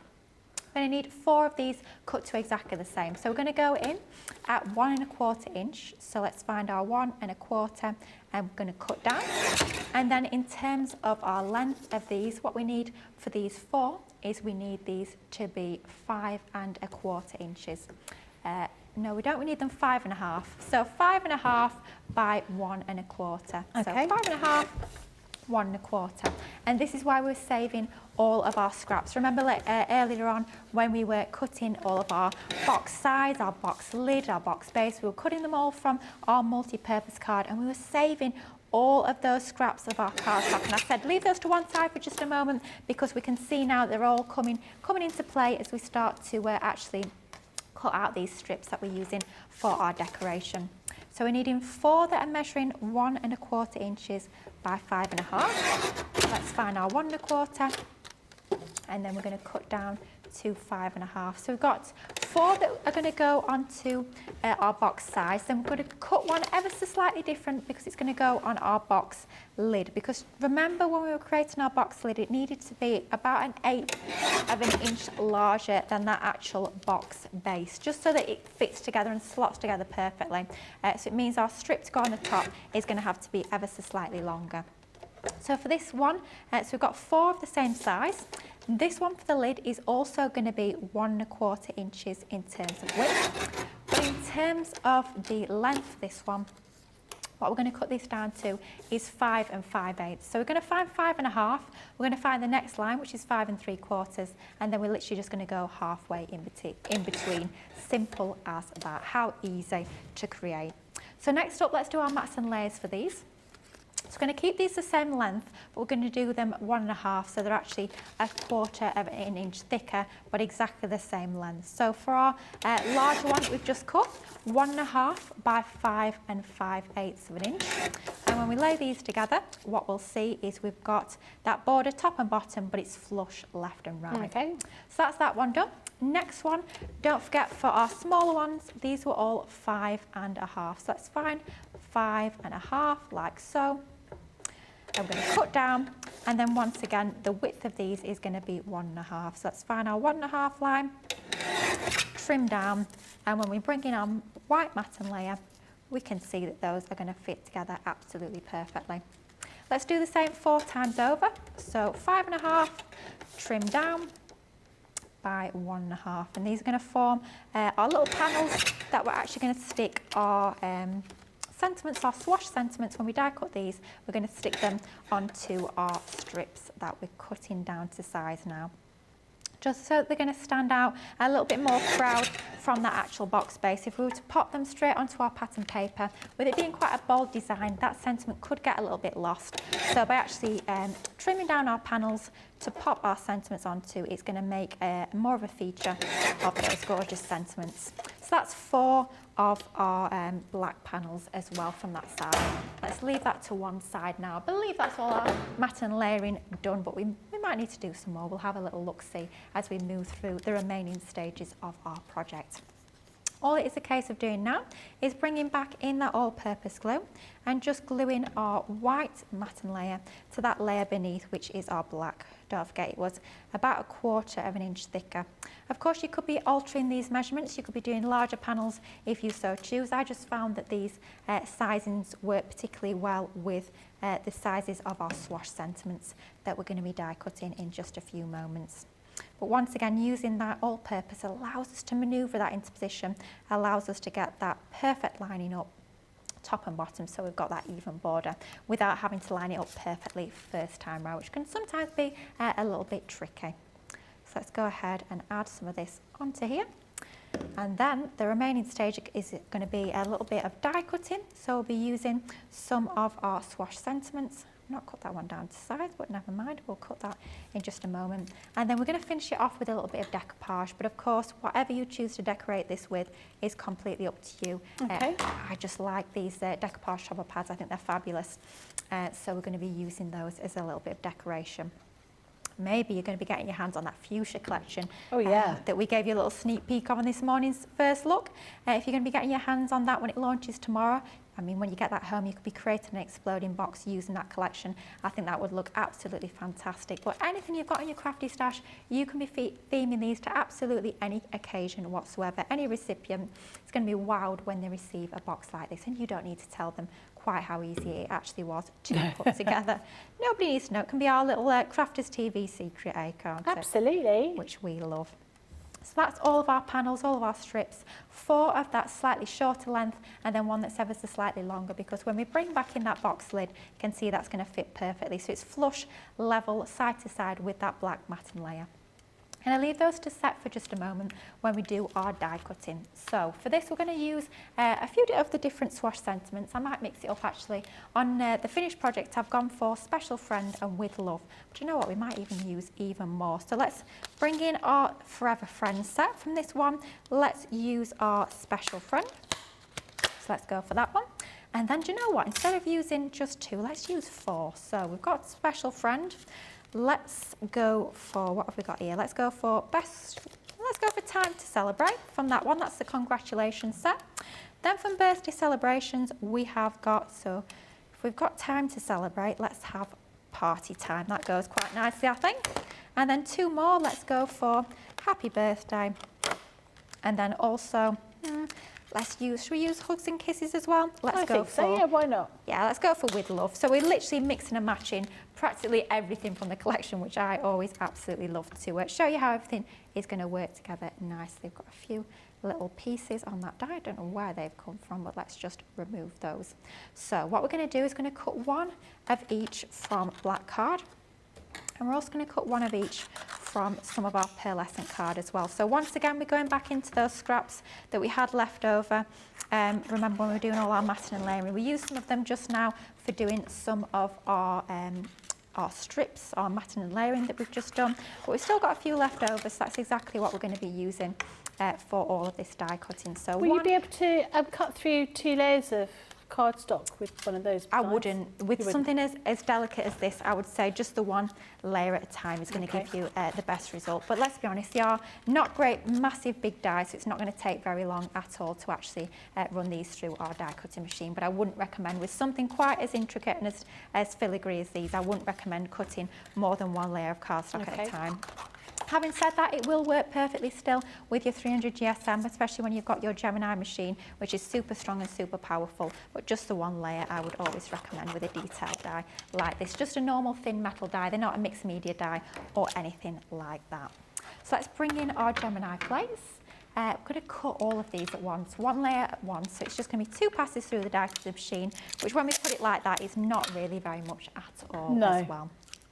So low tack tape, because we are passing all of these through at once, low tack tape is super, super important. This is going to mean that our dies aren't going to move, so we've not got that risk of them actually crossing over. That's one of the only ways you can actually ruin any of your dies is by if they cross over when they go through that die cutting machine. That's not what you want. So do just make sure you take a few extra moments. I mean, it's not very long at all, is it really, to pop a little bit of low tack tape onto your dies. Beauty of our low tack tape as well is that you can actually reuse it. So it's not a sort of one use and then that's it. You can use this as many times until basically it's not got any tacky left to it at all. So plenty of use with your fantastic low tack tape. We can squeeze that final one onto that bottom section there. So we're cutting all of them at once, and then it's just going to be a case of running that through the die cutting machine once more to cut that drop shadow, because what we're going to do is we're going to do our drop shadow from our black cardstock, which is what we are cutting here, and then we're going to lay the lovely yellow cardstock over the top. So we've got the little bit of black shown underneath. It's going to make those sentiments really pop, and it's going to tie in as well with those lovely black mats and layers that we have onto all of our box panels. So all we need to do now is literally just pop these out the die. It could not be easier. So then let's just bring in our pokey tool to start to pop these out. They are so fine, these. They are absolutely gorgeous. The detail's amazing. I really like the shape of these. I'd find it difficult to choose one. I'd have to have the whole lot. Well, exactly. That's why we've got the details on the screen for the complete collection, because like you can see here, yeah, I've not decided to choose. I've literally used, I think, every single one in the collection. So if you're like me and Becky and you can't decide, the details are on your screen for that complete collection. Definitely the way to go for me, that is for sure. Anne from Twin Cities says she remembers a song from the McDonald's advert. So do I, and I was going to sing it, but I thought I shouldn't. But it was an old man in the advert that sang this song. I think. Well, he came up and said the song. It's really open. It's made me think so much about the old adverts. There used to be one for mashed potato with the robots. Yes, Do you remember that one? Yeah. I know that one. Yeah. Yeah, Smash. And there used to be a TV show called Metal Mickey that used to be on a Sunday evening. And he was some kind of robot who looked like He looked like one of the Smash robots that had eaten all the potatoes because he was quite a big robot. I don't know if you can fat shame a robot, but I probably am. So I apologise, Metal Mickey, if you're watching the show. Don't mean to. Hilarious. Oh, isn't that funny? Wendy says, I delight in the script words. I think they look so beautiful. They look really, really elegant. And I can think that these will be dies that you will have on your desk all the time, because there'll be something that you pick up all the time to use, wouldn't you? Absolutely. I mean, in my craft room number 1, as I call it, I've got a little rainbow chest of drawers that's literally just to the side of me. It's one of those, it's so close, I don't even have to get out the chair to get anything out of it. And you have to be a very special die or a very special stamp set to sort of get the status to actually be kept in that rainbow set of drawers, I have to say. And I'll be honest, these dies are now in that rainbow set of drawers, because I know for me they're going to be ones that I use day in, day out. Yeah. Doesn't matter what occasion I'm crafting for. I know within this collection I'm going to have a suitable sentiment for any sort of card that I am making. Absolutely. And I love the fact, like Becky was saying earlier as well, you can be trimming into these. So maybe you don't want them quite as long. Maybe you don't want the tails extending quite so far on the left and the right hand side. Well, not to worry at all. Absolutely, you can go in, trim into these and start to fit them to the size of your projects. As well, mix and matching like we're doing here, you can start to build sentiments, build phrases. It's not just about using these as standalone one-liner sentiments. And I think you've got so much versatility and flexibility with these. And as well, talking about flexibility, because they are quite so delicate, they are so filigree, the beauty with them is it allows you to actually bend these around curves. So they don't actually just have to be in a straight line like we're using here. Yeah. You can actually start to bend them and manipulate them. So if I bring one in here, you can actually start to curve it round, can you see? Oh, yes. So if you've got like a circular aperture, it could be a heart, it could be an oval, whatever it might be, something with a little bit of a curve to it, you can start to get that to fit with the flow of the curve, which I think is fabulous. So again, it's yet another option with these. Don't just think about them being that straight one line of sentiment. There's lots of options. Put them multiple times, lay them all over a background. You've got a background with lots of different words all over it. It's a super funky look. It's a beautiful, really elegant script font, but of course change up that colourway, and these could be really funky in terms of your teenage cards. Don't just think about using them on perhaps more feminine makes. Bring in really bright colourways. Maybe it's going to be in rainbow colours, and they're going to be ideal for teenage and kids makes as well. Would these cut out okay from glitter card? Oh yeah. Well, from our glitter card, yes. Yeah. Because our glitter card is such high quality, I always find that even your detailed dies will look fantastic. But yeah, these will look amazing, especially actually, you've just given me a thought, Becky, if you're getting that luxury cardstock pack, the precious metals that we showed you earlier, oh my goodness, with the self-adhesive ones, nice and would easy. that be amazing? So easy. It's literally like making your own stickers. Yeah, you got to get yourself some of that, because that would look amazing. Sylv Sparkley says, Becky, do I remember the old man at McDonald's who asked for a fillet of fish for his wife? I do. He said, a fillet of fish for my wife. And I never wanted to eat a fillet of fish because I thought it looked revolting. Oh. You ever you're vegan anyway, so you would never go there. No. I don't even know if they do fillet of fish at McDonald's anymore. I know this is a funny story. I know they used to, because Tracy says yes. Yes, they do. I don't know if they still do it, but they used to on the back of bus tickets, or where I used to live at least, they used to do McDonald's vouchers, and you used to get a certain item, I don't know if it was like a burger or whatever, with fries for $1.99 or whatever it was. Yeah. And it was either a Big Mac or a fillet of fish. And I never used to know what this fillet of fish was. Me either. But no, never had one, never will. It doesn't really interest me. I've never had a Big Mac either. I've never had one, and I can't anymore. But no, I'm not a big burger fan, I have to say. I do like the chips. I like a nice burger. A posh one. I like a Five Guys, which I don't think is particularly posh. It's very overpriced, but I do like a Five Guys. Well, I must say I've never been, but people say that the fries are brilliant. So, unfortunately, though, there's none that are local enough to here for me to get to. You have to come down and stay with me. It's one round the corner. Just for Five Guys. It's the only reason I'm visiting you, Becky, is to see Five Guys. Yeah, just make the 540-mile round trip or whatever it is. It's just a gentle morning stroll, that, for me, you know. You could run that in probably less time than I could drive it. Well, I'm not sure about that. Well, I don't know. Sometimes it could take me 7 hours to drive up here. Oh, blimey. Maybe I could. That is long. Good grief. Long old way. Certainly is. It's not like my commute into work, is it, quite? It was a slow commute to work today, though, wasn't it? Well, it was an unpleasant commute, we shall say. I felt at one point I was going to have to start swimming. But we made it. But yes. You start doing a triathlon? See, I'm not a good swimmer, I have to say. Are you not? No. I used to love swimming, but nowadays, I've not swum for a long time, but I'm not the best. I'd quite like to try open water swimming. Oh, no. No? Not for me, no, far too cold. I don't like the cold. No, but you wear a wetsuit kind of thing, don't you? So you're not freezing. Yeah. But I still think, I'm a bit scared, but I think sometimes you have to do things that scare you. Absolutely. Push yourself. I mean, I can imagine it's incredibly exhilarating, don't get me wrong, but I must say it's not on my personal bucket list, that is for sure. I say my bucket list. What is on your bucket list? It's non-existent. Oh. I'm trying to think, what would I like to try? I don't know. I'm very boring, this is the problem. I don't know. I've always wanted to do coast steering. You what? So, it's Have I opened a can of worms here? Don't say, oh God, Charlotte. Charlotte, I'm exactly with you. I can hear Charlotte thinking, oh my God, what on earth is she going to say? It's basically rock climbing and swimming at the same time. What? So you basically sort of get dropped off by boat and you swim to rocks, and then you have to rock climb the rocks, and then there'll be bits where you have to swim.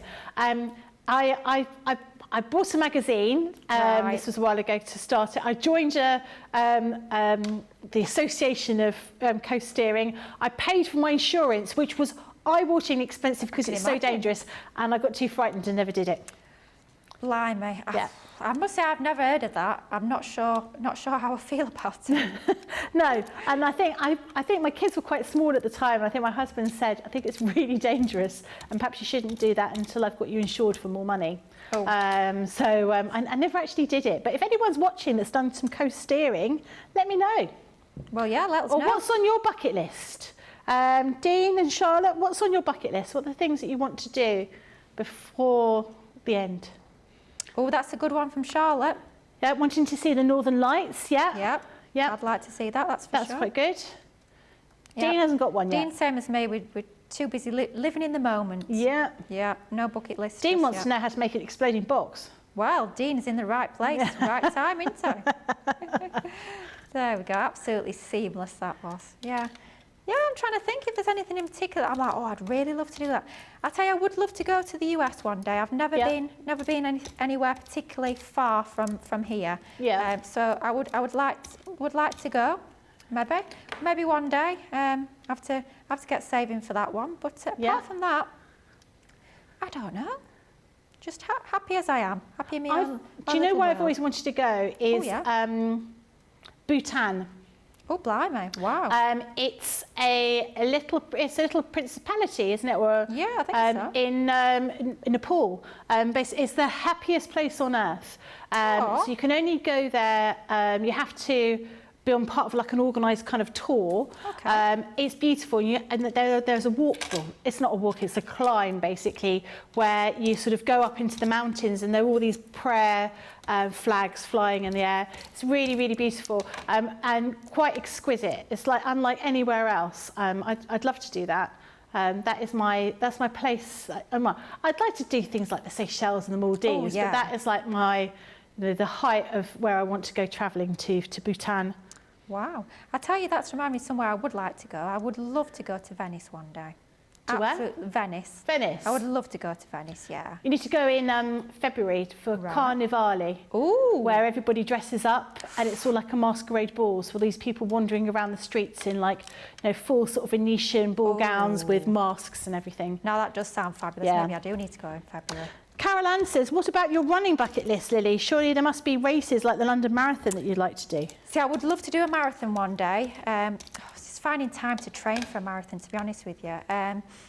London Marathon probably wouldn't be my most favourite because I think it is so busy. I would like to do it one day. Would love to do a marathon. But I'd love to go somewhere abroad, actually, to run. I don't know, somewhere warm but not too hot. Yeah. I love the heat, but I don't like running when it's too hot. No, I can imagine that must be quite hard going. And I suppose you'd need to train running in the heat as well. Yeah, and I mean, round here, I'm not being funny, but good luck with that one because if the temperature gets above about 10 degrees, we've all got our shorts and t-shirts on, haven't we, round here? Very true. So yeah, training in the heat is not something that's ever going to happen living up in County Durham, that's for sure. But yeah, a marathon one day, that would be definitely a nice dream to aspire to, for sure. Yeah, but as we've been having our chin wags about our bucket list, we're literally just layering these together. The black drop shadow slightly down and slightly towards that left-hand side, and then our printed yellow layer over the top.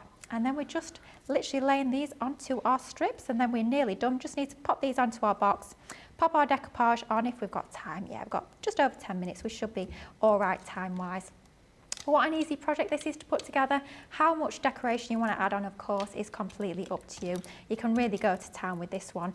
Really decorate it up as much as you want, or keep it quite simple like we have done here. I just wanted to really show you that construction part, how you can pop your exploding boxes together, and quite how easy it is to actually create these styles of boxes. You don't need to worry about it. It's just about as easy, really, as creating any standard box, which I think is fantastic. Yeah.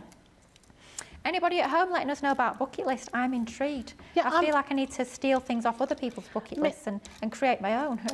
So you don't watch films, do you? No. So in the remake of The Italian Job, they're all talking about what they're going to do when they when they steal all this money. Yeah. And one guy can't make any decisions. He just says, I'm just going to have one of what everyone else wanted. So one person wanted an Aston Martin DB7. Right. And another person wanted a stereo with speakers so loud they would blow a girl's clothes off. Oh, okay. So that's what he did. And he just basically took his inspiration from everybody else. He could do that. Fred171 says, sounds like Becky was an iguana in a former life. They swim and rock climb daily. Maybe that's what it was. Are iguanas the ones where they're on the wall and they go like that? Quite possibly.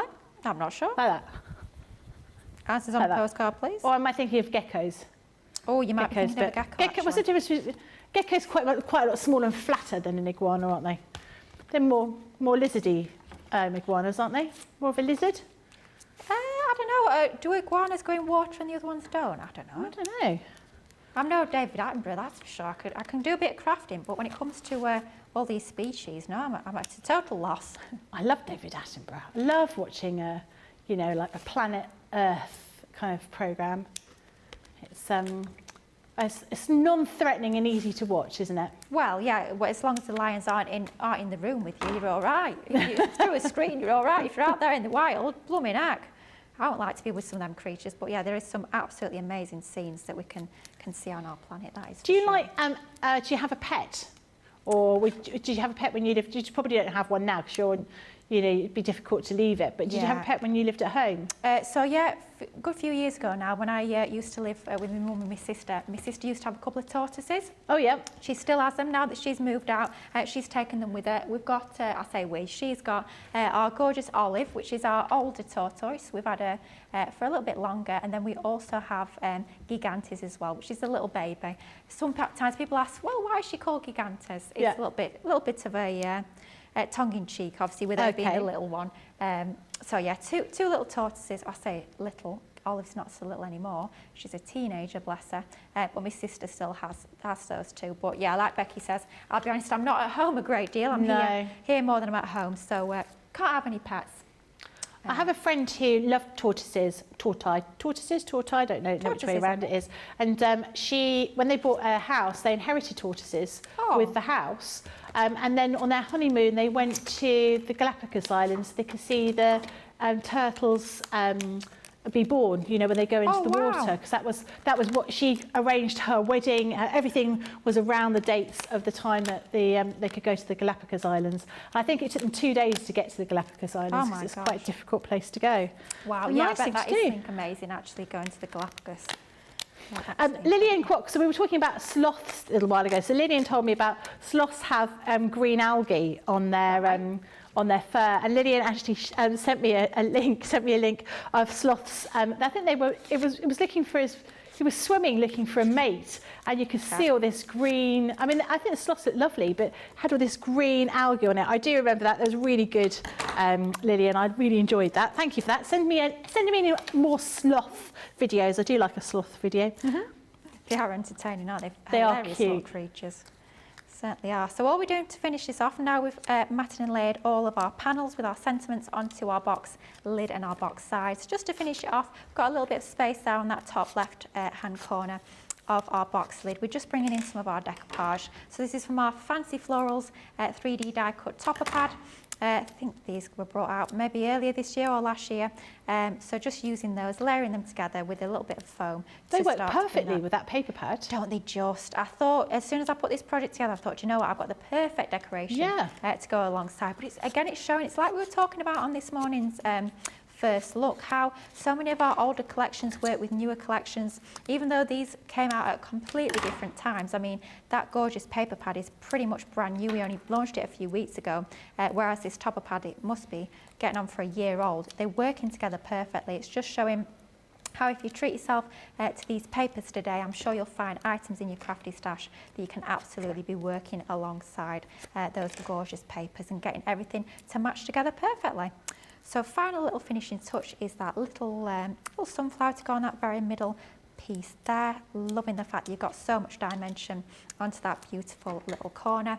More foam tape onto the reverse just to lift this off from the box lid.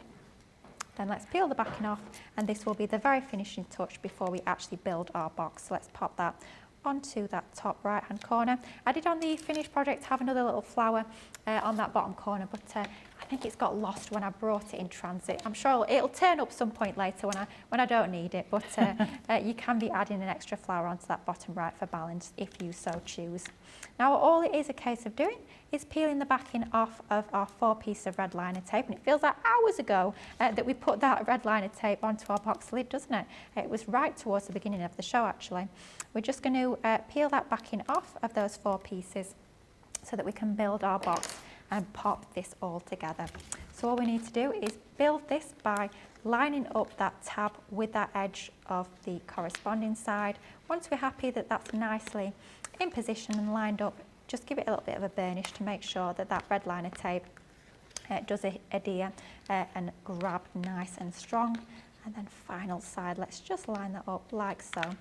Give those score lines a little bit more of a burnish to make sure that they are nice and sharp and tight onto there, just like so.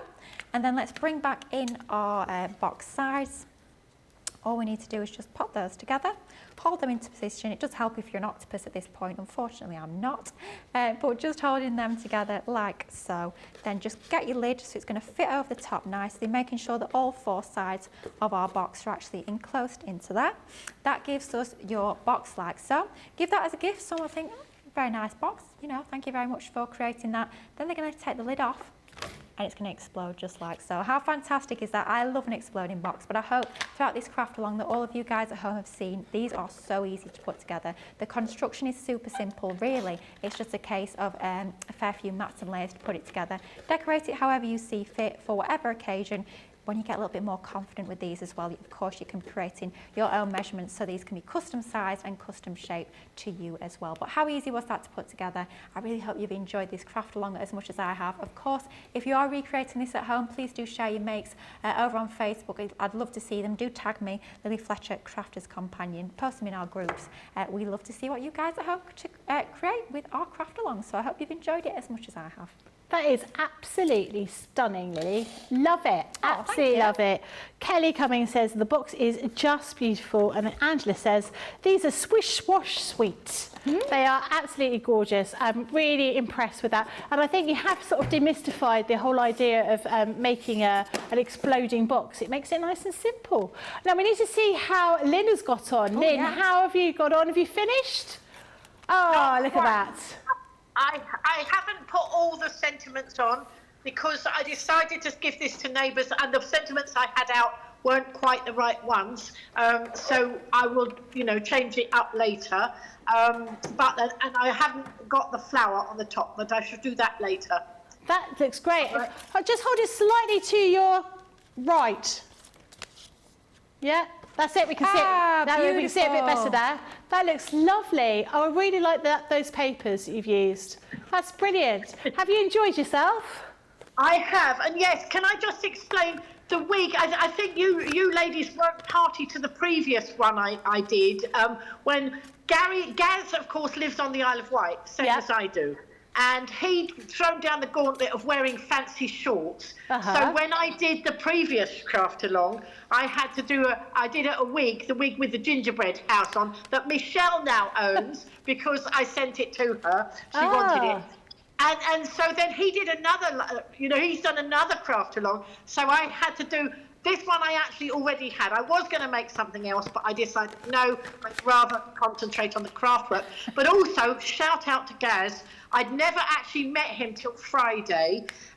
My Swash Dies didn't arrive by Thursday. So I went and I asked him if I could borrow his. So we met up, and he lent me his. And, of course, I got home, and my Swash Dies had arrived. But as a result of meeting up, we're now running a craft workshop next week to make an advent calendar for people on the Isle of Wight. Oh, that's a brilliant idea. Oh, that's fantastic. I love the idea that you've made friends. It's sponsored too by the local community, who are going to pay so that people can have it as a free option. Oh, what a great idea. That sounds fantastic. Thank you so much, and it's been wonderful getting to know you. Thank you so much for joining us on the craft along, and I'm really looking forward to letting us know, send some photographs of the craft club that you do with Gaz. It's been lovely to hear. Fantastic. Thank you so much. Lovely to see you. Take care, and we'll see you very soon.